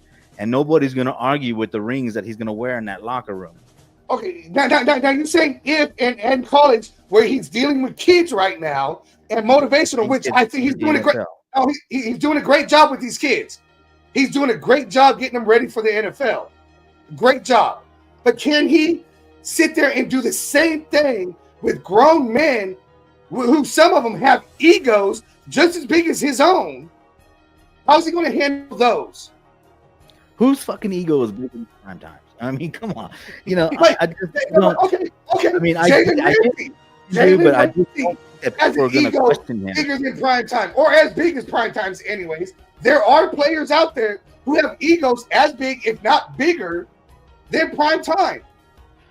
I mean, look, man, it's like this. If I want to be in media, so I'm going to school for media, right? I don't just go and act like I know everything. I go and I learn from the other people, you know. So especially if they're working in the profession, and that's what these kids want to go to the Hall of Fame. They want to win Super Bowls, so they're going to look at prime and think more in that more in that thought process, I would think. And I'm not saying you're wrong in that, but AP's got some of the same credentials. Maybe not as many Super Bowls as prime time, but you know he's got the same shit. You got things going. Yes, I agree. Everybody wants to go win a Super Bowl. Everybody wants to go. I mean, we'll go with the guy on our own team. Max Crosby wants to be the best in the NFL. The best ever to play the position. Not everybody has the drive and the dedication that Max Crosby does, and that's where a coach comes in. And when there's egos involved, egos make for bad situations when two egos collide. Yes. I mean, look, man, that's it. You could take out Prime's name and put anybody's name in there, and it could be the same situation, right? They just had a meeting about the team right now. The egos are getting in the way right now. So I would just think that you need somebody that can command respect and command the locker room, man, and a coach, not somebody that's going to go here on the team or argue with your player on social media and shit like that. Okay. Like AP said that we're fine. When we got rid of Devontae Adams, we had lost 4 games in a row and went on to lose 5 after he said that. He's not there, bro. And again, he says, what do we have to lose? Well, if you can take us out of a good position to draft a quarterback we need. There's a lot more. But he had coach this shit has to be able to put his ego aside. And Deion Sanders not be quiet right now. All right. Let's go to the next one. Okay, Lego my ego. Okay, like the waffles. All right, here we go. Next one. Okay. Hold or sell out of any of the current quarterbacks that's on the roster right now. Are you holding onto any of them? Or are you selling and completely going another direction? The only one that I will hold on to is AOC because he's on that rookie contract and he could be our backup at our cheap ass price. And you don't have to worry about signing another quarterback. You can just draft a quarterback, have both of your quarterbacks on rookie contracts and save a lot of money and spend that money you got on building that offensive line, like you were talking, maybe picking up a running back, and some, some more help on the defensive line. Because once Wilkins went down and Kuntz went down, that defensive line just dropped in production. And we were expecting a lot from that defensive line. So there's still a lot of holes to be filled, you know what I mean? But if you're going to keep anyone in this group, I would say it would be AOC. Okay, I'm going to go with, actually, me and Homer agreed probably a little bit on this. I'm holding on O'Connell. And I'm actually going to buy onto the offensive line and not worry about drafting a quarterback, because I don't think where we end up, we're going to be in the spot to draft one of these quarterbacks that are highly touted. Hold on, let me just go. Highly touted. Yeah, you know what? The more you do this shit, the more time I take. So stop this shit. Hurry the fuck up. You know what? God, talk about egos. I just proved my point with Deion Sanders right here. Anyways, no, I hold on O'Connell. I think we have not been able to see what we need to see. This injury this year has hurt the chances of finding out what we actually have with O'Connell. So I hold with O'Connell, buy, and I'm going to buy to add to this on the offensive line, which Homer just said. I'll give him all that, right, going in there, because when it comes out to it, I don't care if you draft the fucking quarterback, you keep a quarterback. If you don't have an offensive line, I don't give a fuck who it is. They ain't going to be able to play, and they're not going to fucking work out in this. Well, I believe what DJ Glaze was a 3rd-round pick, and he's playing pretty well, and Tom Telesco drafted him. So you can build offensive line in this draft. Now, what was I? See, maybe you're talking too damn long, made me forget my point, but I think that's what it is. No, hold the fuck on. As far as what quarterback would go, I think look, Beck is probably the most polished, right? From Georgia, he's probably the most polished, playing in an NFL style offense over there. I could see him going number 1. Ward has all the athletic ability, even though he's dangerous with the ball. I can see him going before Shedora Sanders. And Quentin Ewers, he is playing very well in Texas, and he looks to be explosive. So I can see him, and he's playing in the SEC now.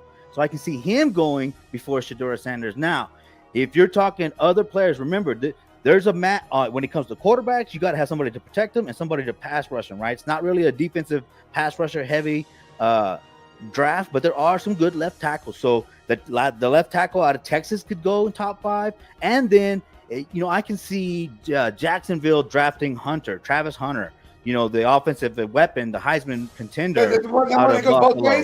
They're not necessarily looking for a quarterback. And then the other thing, other than the 3 quarterbacks I listed that are draftable before Shedora Sanders, Deion Sanders has already said they're going to pull an Eli Manning.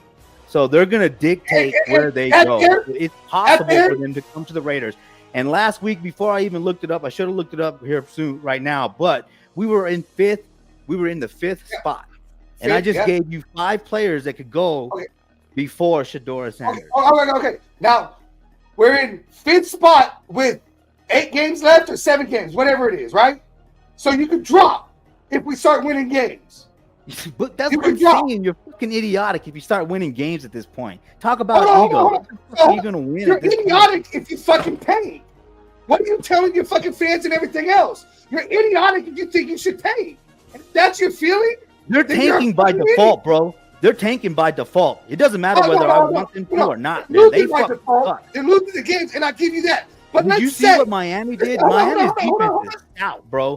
Our offense is coming off of firing our head offensive coordinator, and they just got some old dude that got his ass kicked with the Raiders when he was there. Like, no, dude, we're not going to beat Miami, and they are tied with us at 2-8, right? So, or 3. No, we're not even 2-8. 2 games ahead of us.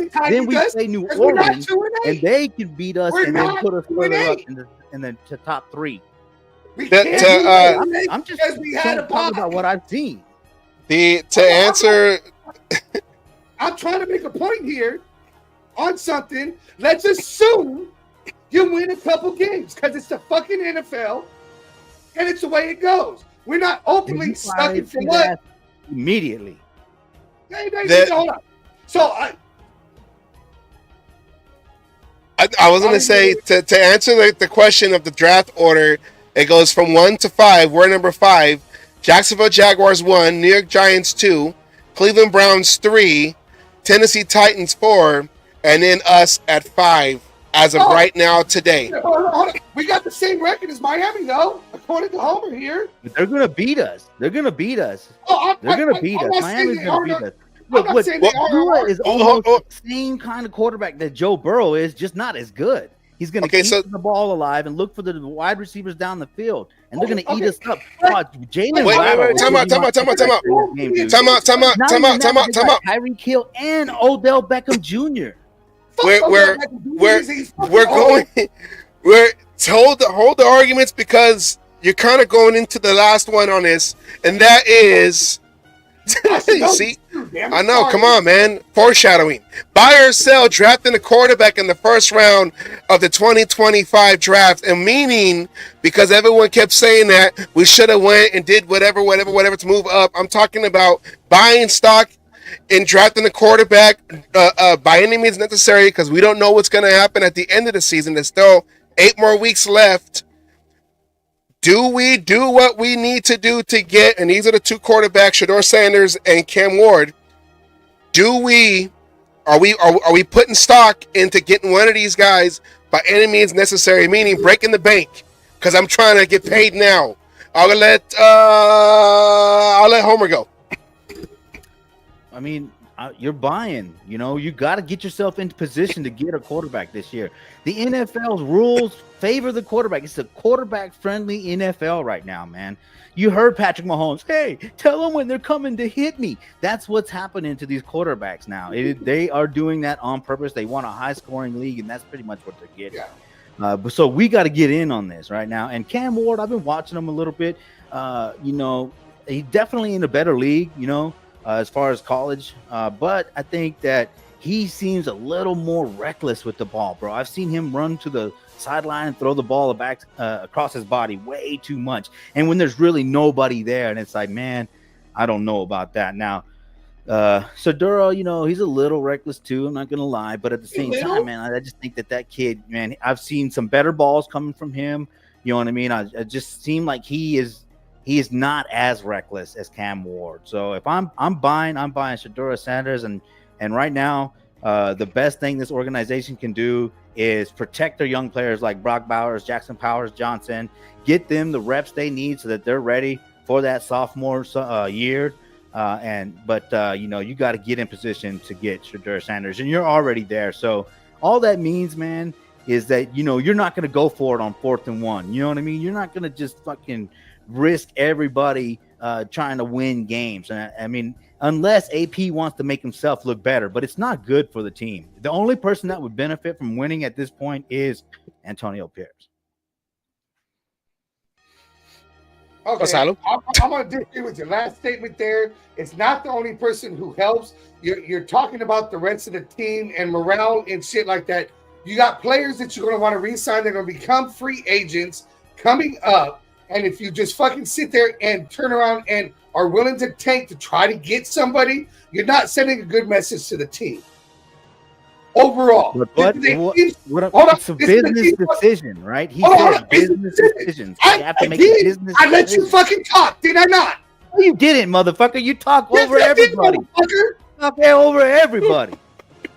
No, I didn't. See, I've been holding back, and trust me, look, he's so pissed off. He's glitching now. Fucking hard to do.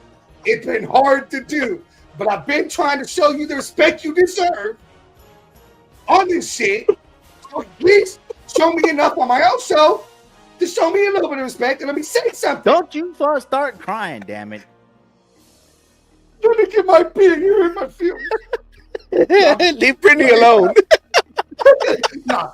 Anyways, I mean, the shit you said about Cam Ward, you can say about Shedeur. He plays in a weaker league, yet Cam Ward has better numbers. He also has, I believe, an extra year. I'm not sure on that. I believe there's an extra year in there. But it goes back and forth. what you talked about Cam Ward, I've heard, I've read the same about Shedeur Sanders. Okay, we don't know the draft order yet. You know, you're talking about all these guys who could. You're talking about could, if, maybe. We don't. Football don't play on if, coulds, and maybes. They play on what's happening right then and there. Any of these other teams that are above the Raiders could, if, maybe, take Shedeur before he's even fucking available. You're putting your hopes on one player, if, should, and maybe. Bro, hold on. Give me my fucking chance. You get your chance to rebuttal. Give me my fucking chance. If I remember. But the it, coulds, and maybes. You don't know. You're claiming you know what other teams are thinking, how they're going to draft, how they're going to do this. I'll go back to the last draft, and the Atlanta Falcons, nobody saw fucking Penix going to the Atlanta Falcons. You going to tell me you did? No, I'm not going to tell you that. That's what I'm saying. Okay. It's a crapshoot. But you know what? No, you know what? I haven't heard you bring up. Those other teams ahead of us could start fucking winning too, and they can win more games, which still puts us but at the now, number 1. You want to make decisions There's a off bunch of of what ifs you and don't or fucking buts. know. What could happen? So I'm going to sell on drafting a QB in the first fucking round just because I don't know where we're going to be. You know, knock on wood, lightning strikes, we win out, and we're fucking down in the middle of the draft. Lightning strikes, we fucking suck, and we end up with the first pick. If ifs were fists, we'd all be drunk. So that being said, I don't want to talk about this situation until we're closer to knowing where we're picking. I mean, I don't know. The team that I'm seeing on the field, man, and now we have to bring in this patchwork offensive coordinator group of offensive coordinators. I don't know, man. I don't think we're going to win a whole lot of games, man. Of course, it is any given Sunday, so we're bound to win 1 or 2, but I don't know. And that 1 or 2 could drop you down to 7. And then everybody you name picks a quarterback, and none of these quarterbacks are there. I mean, you're being a homer, that's for sure, man, because you think we're going to win out. You're still drinking that Kool-Aid. Don't forget, man, there was like this mass suicide in Johnstown where everybody was drinking this Kool-Aid, and they all fucking died. Was it because of the comment, right? That was the comment, the guy with no eyelids? So look, and don't forget, it's not just what everybody's saying in the media or in this little Raider Nation media shit we got going on here. It's what Mark Davis was saying to Shedeur. You don't know, you might be home already at the Aces game. And yes, the commenter mentioned that Tom Brady is endorsing Shedeur and training Shedeur. So I mean, a lot of signs point towards Shedeur coming to the Raiders, especially since they said they're already going to kind of dictate where he goes. You're going to want to go to the organization that's on the rise financially and that has the newest stadium, the best, training facilities and things like that. I just think that Dion wants to do that, and he's going to come with his son. I know a lot of people think that's ridiculous, but I don't think he wants to go to the Cowboys because he's already dealt with Jerry Jones. I think he wants to go somewhere else and help that team win, and I think that team's the Raiders. And you could be right there, but you know what? The one comment you said earlier on, I think it was whatever in this. The one thing I don't like, and this is a personal thing, I didn't like it when John Elway did it, and I didn't like it when Eli Manning did it. You're playing for the fucking team you drafted. This bullshit about I don't like you, I'm gonna go do what I want. That rarely works out. Rarely. But dude, it's the NIL. Think about the NIL right now. So, I mean, that's kind of everything's going to change right now, bro. Because these players are going to be like, man, I can stay in college and make money. I think eventually they're going to have to change some of the rules on the draft and all that shit. And I can see players saying, I'm not entering the draft. I don't want to enter the draft. I want to come in as a free agent. You know what I mean? I can see some changes coming right now to the NFL because everything else is changing when it comes to the NFL. So that's just kind of outdated. I agree with you 100% on that. NIL and changing, it's going to change not only college football, but like you said, the draft and going. I agree with you there. I do. If it continues and the NFL doesn't do anything soon, I do see a lot of players starting to say, I'm not even entering the draft. Don't even put me in here. Like you said, come in as a free agent. And that's going to change football, or that part of football a lot. But we're not there yet. We're not there yet. We're talking about now. It's not going to Well, I happen think this the year. height of the Raiders organization was before free agency, right? That's when they could keep the guys that they wanted, right, and go get other people whenever. Height of the Raiders football There's was an Al argument that Davis Tom bringing in Brady free actually agents. ruined the NFL because really You're Tom wrong. Brady, if it weren't for the NFC East, Tom Brady would have won 10 Super Bowls. You know what I mean? So he dominated for 20 years, and now you're dealing with Patrick Mahomes. So I don't know, you know. I think what I was gonna say. I think Homer means that like the competitive, like the financial. I'm okay. After your contract, I can go and buy you out, and then you come over here. That was like Reggie White from the Eagles going to the Packers. The Raiders did have a lot of free agents, but those are guys that the teams threw out. That the players that the teams threw out, like a Ted Hendricks and a Matuzak and those guys. That too, man. But remember, they weren't becoming free agents, man. They usually ended up staying. They didn't have that leverage as players, so that's probably what that may not change. But they didn't have that leverage as players. Look it up. Huh? Free agency would not be around if it wasn't for Al Davis. Yeah, well, he had a hand in it. He had a hand in most of the NFL. But free agency came to hurt him, came back to haunt him because he lost a lot of players. In the later years, 100%. 100%. In the later years, in Al Davis's later years, when he was overpaying for shit, you're right. He had a hand in it to start it, and it bit him in the ass in the end. I agree with that 100% on that. Yeah, once the free agency, once it, and everyone points to Reggie, like I said, Reggie White being, I guess, not saying he was the first, but he was like that main big star, that first big star. It went from, it was no longer about loyalty. It was about how much will you pay me, and I'll come and play for your team.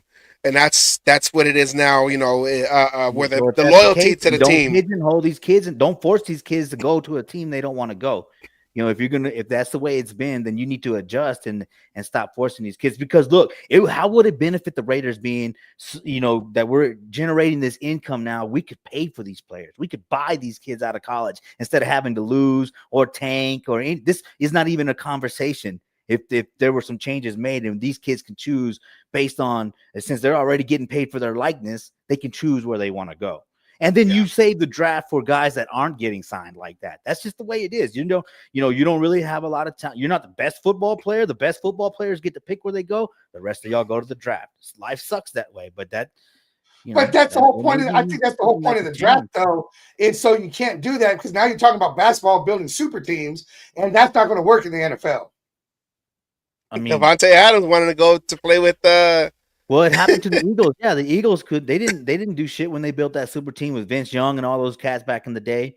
You know what I mean? That's not what I'm saying. Building a super team, right? Because unless you get all the best college players, right? You're not going to get all the best college players. Some colleges, some of those kids with all the talent are going to say, well, I like the money here, but I want to go there. That's the whole point. They can go where they want to go. And it opens the door for organizations like us to get who we want. It's going to turn into baseball then. That's fine. Yeah. I'm not saying I'm not being negative or not. Are they not? Yeah. No. I'm not saying that's going to be wrong, but I mean, that's going to turn almost to like baseball where, okay, you want to come over here, then fine. Like the Yankees, they loaded up a lot of years, the Red Sox and all that, and you're going to have your predominant, your big name teams, and Raiders I forgot what we said. They're like the fifth richest team in the league. I think it is. You got rid of that, didn't you? No, I didn't. I got the chart. I got the money chart up here still. I think. No, I just took it off last week. I think you got rid of it. I got rid of it, but they're like in the billions, and I think they're the fifth richest team. Homer had it right. I think it's the 2 billions. So I mean, I see what Homer is saying, that's what the college, the NCAA, doing what they're doing to make the students fight for. You're gonna have a video game and sell my likeliness and my jerseys, but I don't get that money. But if I go and take a handout or I'm helping out whatever and get money, I get in trouble.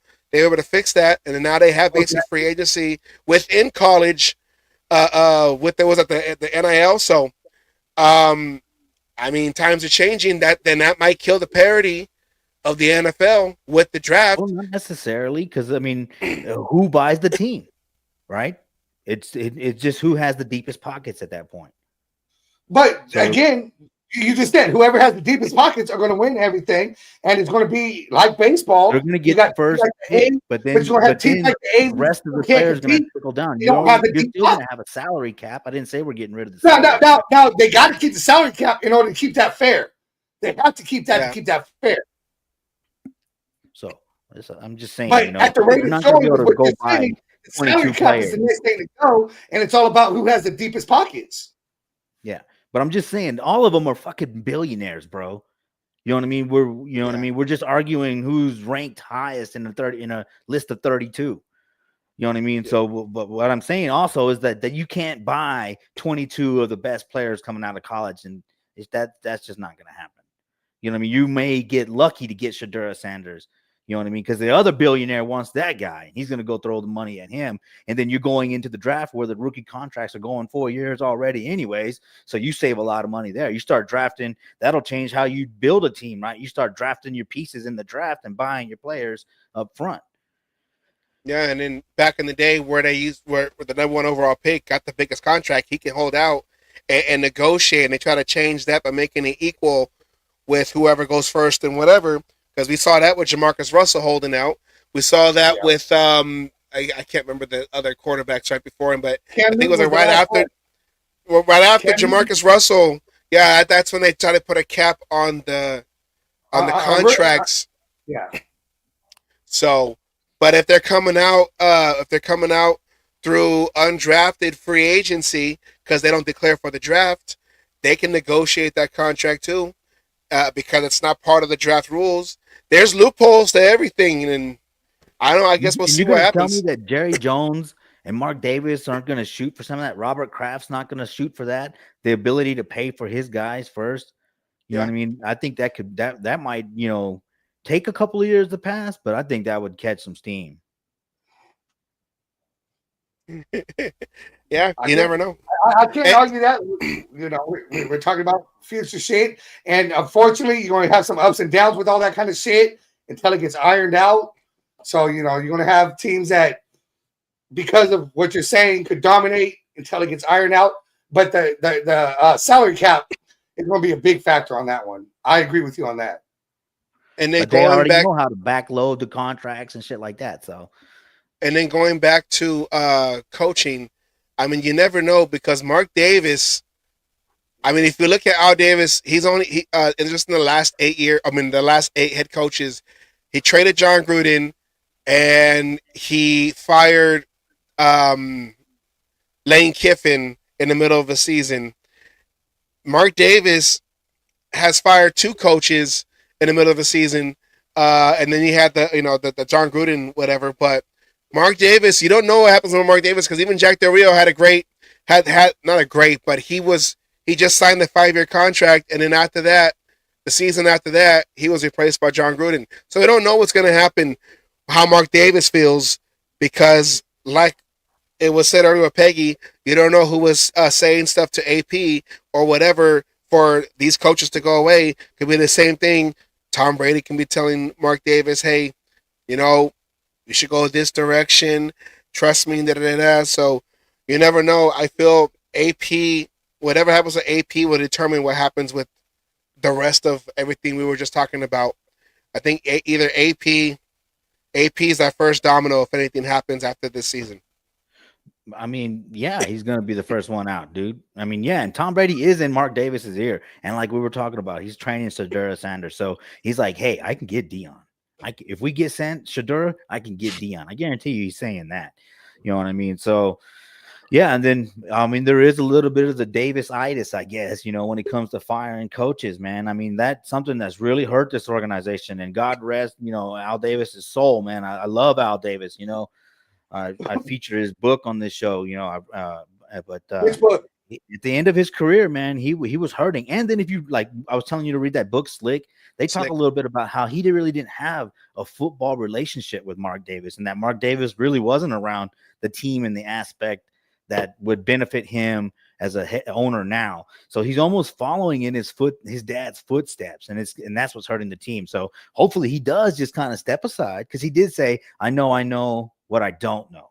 You know what I mean? So hopefully he remembers that and lets Tom Brady, really get in the ears of these players and these coaches around the league and start getting some of that, some of those good coaches and players to come back. Well, you got to remember, was it a interview, a story, some shit like that, when they asked, and it was going, some of the best advice that they asked Al Davis, was the best advice you could give to your son, and he said, "Don't get close to the players." He said, "Don't do what I did," which Al Davis did. He was always close to his players. Former, whatever it was, cost him, but yeah, no, it did cost him. But that's why he said it. Unless they crossed him. What was that? He wasn't cool with Marcus Yeah. Al Davis had that Italian. He was on Ken Stabler's ass too. Yeah, well, I mean, but the point I'm trying to make is Mark Davis. I agree. We're starting to see some shades of Al Davis going, but Al Davis, part of the reason we're in the hole that we're in was that Al Davis firing coach after coach after coach after a year and a half and going. And a lot of people right now are asking Mark Davis to do the exact same thing.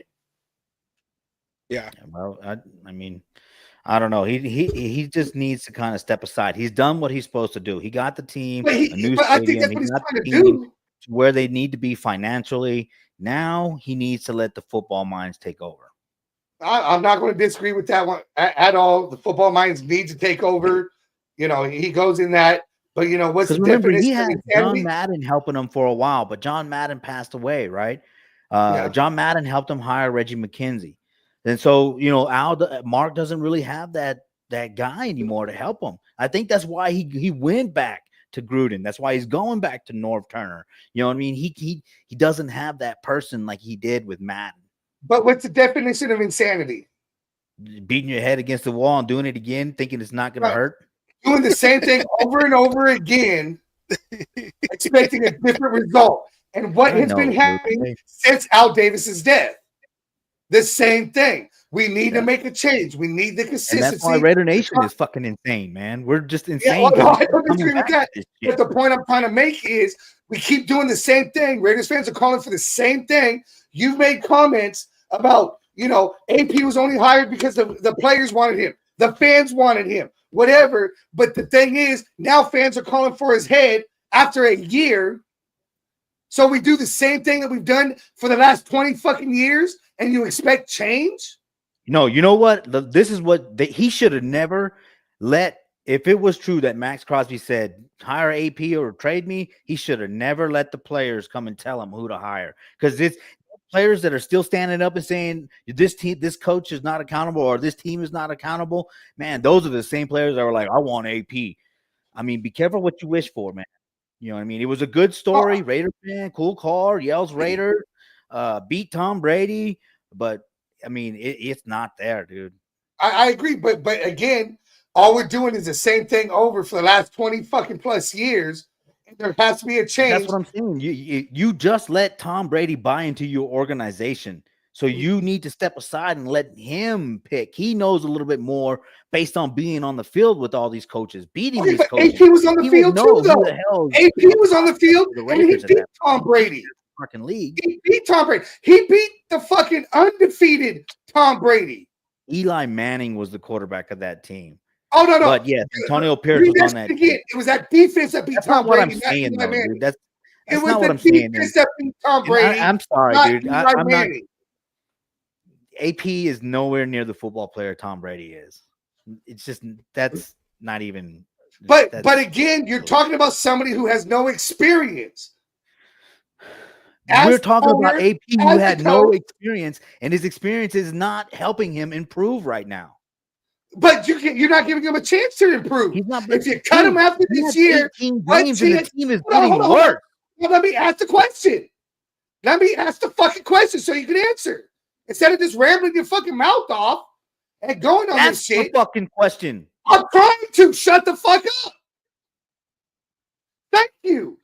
You're asking him to bring in. Now you made me forget. The point I was trying to go is, you're bringing in somebody who has no experience as an owner, no experience as a coach, no experience in football, but playing football, and expect him to make changes and do everything. So, which of these owners come into the NFL having experience being an owner? Which one? Al Davis. Al Davis had experience being an owner. No, not as an owner. But again, hold on. Or when he became owner, he had experience. You're putting everything on Tom fucking Brady and trying to make changes on shit based off of the fact that he was just a player. But you want to fucking talking about his understanding of the game. He wasn't just a fucking player. Tom Brady fucking learn, but AP don't. He was down 21 points in the fucking Super Bowl and came back. 28 points. Get your facts right. 28 points? Okay, excuse me. Even better. But the point is, that was as a player. Doesn't mean he knows shit about fucking personnel. Which owner came in having experience being an owner? Name one. I mean, it's the argument can go either way. It's kind of like when Michael Jordan took over for the Bobcats, Charlotte Hornets, or whatever, and they were not that well. But Michael Jordan has an owner. There's a Magic Johnson, right? Magic Johnson's winning championships after championships. Magic Johnson has help. Jordan. So I mean, I guess with that philosophy, you could say AP can be head coach, but I'm just saying. You need to let Tom Brady get that experience. And he already has. We can all agree on this, right? Yeah, fuck Patrick Mahomes. Goddamn right. There we go. And fuck the Chiefs, man. See, Marty Schottenheimer blocked us from getting prime time at the beginning, way back then. See, I remember reading that headline. I was pissed, man, when Charles Woodson broke his, I think he broke his ankle, right? Or his fibula or whatever it was. He had a high ankle sprain. Oh, well, whatever, man. We were going to get prime time could have been the shot in the arm that defense needed, man. Especially after Barrett Robbins went on the skits like he did.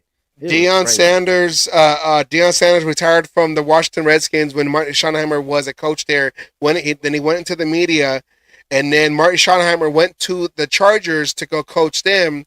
Because the Raiders also lost. They also lost the rookie. Why am I forgetting his name? Number 31. I'm forgetting his name right now. The other cornerback.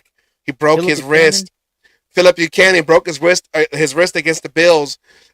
So when Charles Woodson had the high ankle sprain, Charles Woodson was still going to play, but they wouldn't bring on Deion. So the Redskins had to go and put him on the waiver wire. So the Raiders had to wait. They claimed him, but they had to wait to see if nobody else claimed him. Only one team claimed him. And that was the Chargers, who was coached by Marty Schottenheimer, even though it was only two teams left in the league playing, which was the Raiders and the Buccaneers. And Deion Sanders on that next CBS, because he was working for CBS on their morning show, he just looked like, because he wanted to play. And he was ready to play. And when that next morning show, you can tell he was pissed off. And they were making fun of him, Boomer Esiason and Dan Marino on that whatever. But yeah, Marty Schottenheimer came and he blocked that because he left the team. He left the Redskins because he didn't want to play under Schottenheimer. And Schottenheimer got his last little, I guess, at the Raiders. Yeah, at the Raiders and at Deion Sanders. So.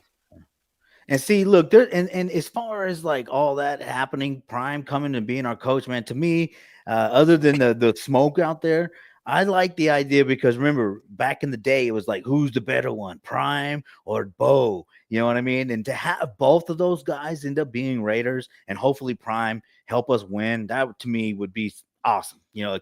Born in the 80s, raised in the 90s, I would love to see that. Yeah.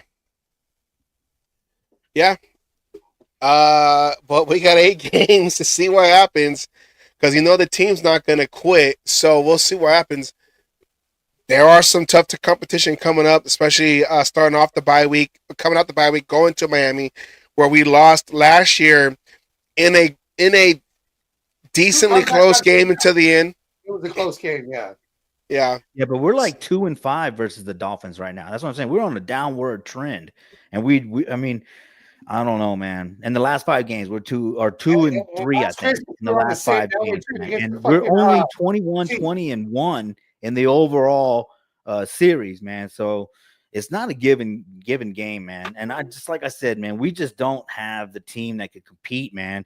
If we don't start off strong, you know what I mean? We don't even have a chance. And then half the time when we start out strong, we can't even finish. That's why we've lost so many games. No, that's the key right there. No, I don't see it. Not even the starting off strong. What you just said right there. Yeah, not being able to finish. We disappeared for, we start off strong, then disappear, and then try to come back strong at the end, and we just can't do that. But that's what we keep doing in each season too, right? We stumble out of the gates, and then we get in this rah, rah, rah, and we go and we win 5 games that push us out into 13. Now, granted, we got Brock Bowers, but at this time, you can't get pushed out. You got to go get that quarterback to throw the ball to Brock Bowers, man, because everybody knows that a tight end is a quarterback security blanket, so it's ready-made. And then he's got the center in Jackson Powers Johnson. He's actually only allowed 1 sack, and he's grading pretty high. Now, if I didn't go back and look at the All-22, but I feel it feels like maybe they started lining somebody up over him. So that's going to change, but he's only a rookie, man. But the kid is stout. If you go back and look at the All-22, he doesn't get pushed back. And he's got good lateral movement, right? He's got his head on a swivel watching the gaps. Yeah. He's smart. He's smart. So you have those 2 pieces. And as far as a wide receiver, Jacoby Myers is actually a pretty decent number 1. Now, he's not big. He's not fast, but he still catches the ball and scores for us. So with him and Brock Bowers, I think you got 2 good security blankets right there, but you need a fucking running back right now.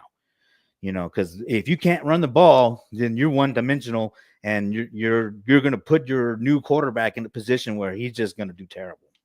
Yes. Starting off strong, petering out, premature is a real thing. Come on, Raiders. Just continue the pounding until it's all over. Okay. This is your PSA for... Damn, my backboard comment was bad. God damn. Yes. Hymns, I don't know. We're gladly fucking take you.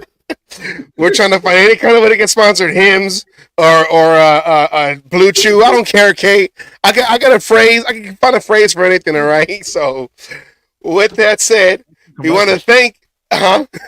Make some more commercials for him. Yeah. With that said, I want to thank you, Raider Homer, a.k.a. Douglas Sheffield, a.k.a. Raider put a song. Don't forget Raider Legion. Raider Legion, a.k.a. Section 105 Media Network. And I do have that here. Make sure you go on YouTube after here. Go there to Section 105 Media Network on YouTube. Subscribe. He has his show. It's up there on the corner of his visual, whatever you call it, sideline to sideline. So go there, check him out, and subscribe. Section 105 Media Network. Section 105 is a homage to the original black hole in the Coliseum, starting off at Section 105. So that's where that is from. And both me and Asylum have worked with Homer. I say that I started my multimedia journey because of Homer. So, but Asylum got me on the show. So this is all one Bermuda Triangle, and we all get lost trying to figure out what's going on with everything that we do. So, with that said, with the Illuminati. So all that said, I want to thank Raider Homer for coming on and pissing off Asylum. We all loved it. The entertainment value on that. And for the knowledge you bring, and for just, I know it was last minute, so we appreciate it. We came up with the idea literally the same day I texted you, which was yesterday. So we want to thank you. 2-0 versus Asylum. So you ain't 2-0. I'm ready to come on anytime, brother. Continue that streak. Keep that. Just win, baby. Lydia says yes. Entertainment. See, we have the audience. The audience has spoken. Okay, the audience has spoken. All right, so we want to say thank you, Raider Homer. See, look at, see, they don't stop. They don't stop. They're just like, they're like 2 chihuahuas in the middle. They won't stop barking at each other. So. All right, we want to say thank you, and thank you everybody for staying on and watching this. By the way, You know what? And I didn't talk to you about it, Asylum, but the Mike Tyson fight is at 5:00 Pacific time. Damn it, Pacific time. Pacific time. I think we should start an hour early so folks can get ready to get their Netflix passwords from whoever they get them from, so they can watch that fight. So is it on Friday? No, it's on Friday. It got postponed from a Saturday in July to Friday night at 5 p.m. my time, which would be 7 your time, which would be 6 Homer's time. So, no, if we start on time, we will end right before the fight. We never end on time. It's 2:24 in this broadcast right now. Okay? So I don't know if I can do it earlier. I got to work. 5:00 your time? 1 hour. You're smoking crack. You're smoking the same shit Homer's smoking. Okay, well, okay. You smoke weed now, bro? We'll do the no, it's the see, I got these little scent things that's right next to me. So I don't know if this wax is toxic, but it might be. Well, it's not as toxic as Asylum, but you know, it should be okay. So okay, well then fine. We'll start at 4 my time. 4 my time, 5 your time. But we have to make sure that we end right at the time because Mike Tyson's fighting. Whatever, 6 your time. So everybody will be regular time then on Friday, 4 p.m. Pacific, 5 p.m. Mountain, that's Homer's time, 6 p.m. Central, which is Asylum's time, and 7 p.m. Eastern, which is Peggy's time. See, I got to represent it for everybody, okay? And Captain, shouts out to Captain Jack. Shouts out to Captain Jack. So thank you everybody. Appreciate you, Homer, for coming on. We love that. And you know what? And this one, Homer was very, he was very just prestigious. He stayed this guy's ass again. He stayed cool. There was no yelling like last time in the debate, and it still worked. Not so. Who knows, baby? Just win. We appreciate. That's what we do. You know, and I got and I might have a new show idea too, but I'm not gonna say it out loud because we do have people out here that be scoping us. It is a copycat league out there in YouTube land. Homer knows that. I'm learning that. We're all learning that. We head out of here. So here we go. All right, thank you everybody. Thank you very much. We went a half hour over, but how can you stop them two from fighting? We just gotta watch it, okay? So, anyways, thank you very much. We'll come back and talk about the Dolphins matchup with the Raiders as we go into Miami. We'll talk about that on Friday, regular time, 4 p.m. Pacific time. And anything, you guys, any last words to the audience or each other? All I gotta say is go Raiders. 105 Media Network. Subscribe, please. Watch. I'll be going live soon. I got some awesome internet. I know I said that last time, but this time I got really good internet. So at Section 105, I'll be going live. Maybe so I'll bring y'all on and bring Will back on too. So that's all. Yes. Follow me on social media, Raider Homer. Yes. And also shouts out to Coach D. He was in the chats. Go to his channel too. Subscribe to him. So go there. And New England Boosters, he was in the chats too. He's got his a show, I believe, as well. I don't know what it is. We got to get his information. He was in the chats. Yeah. And go like, share, subscribe. If you like this show, send it out to friends. Let them watch this. It's great. And if anybody has suggestions for us, we have an email. So check that out. Tell us what you think or whatever. So yeah. Sorry, I didn't mean to cut that off. No, it's all good. It's all good. I just want to get it up there, All right. Well, with that matters. With that said, good night, everybody. Good night, everybody. Charge your PS4 and PS5 controllers, and take care. We'll be back on Friday to talk about the Miami game. Raiders going to Miami. Minshew's the starting quarterback, so we'll see what happens with the new offense of something. Give my guy Peg. I don't know. Oh, I don't know. Pog? That means Peg. Peg. I don't know. Yeah. All right. Then everyone take care. See you on Friday. Take care, Raider Nation. Have a great Wednesday. Shouts out to Raider Homer. Shouts out to Asylum. Shouts out to the chat room and everything. Thank you very much. And out.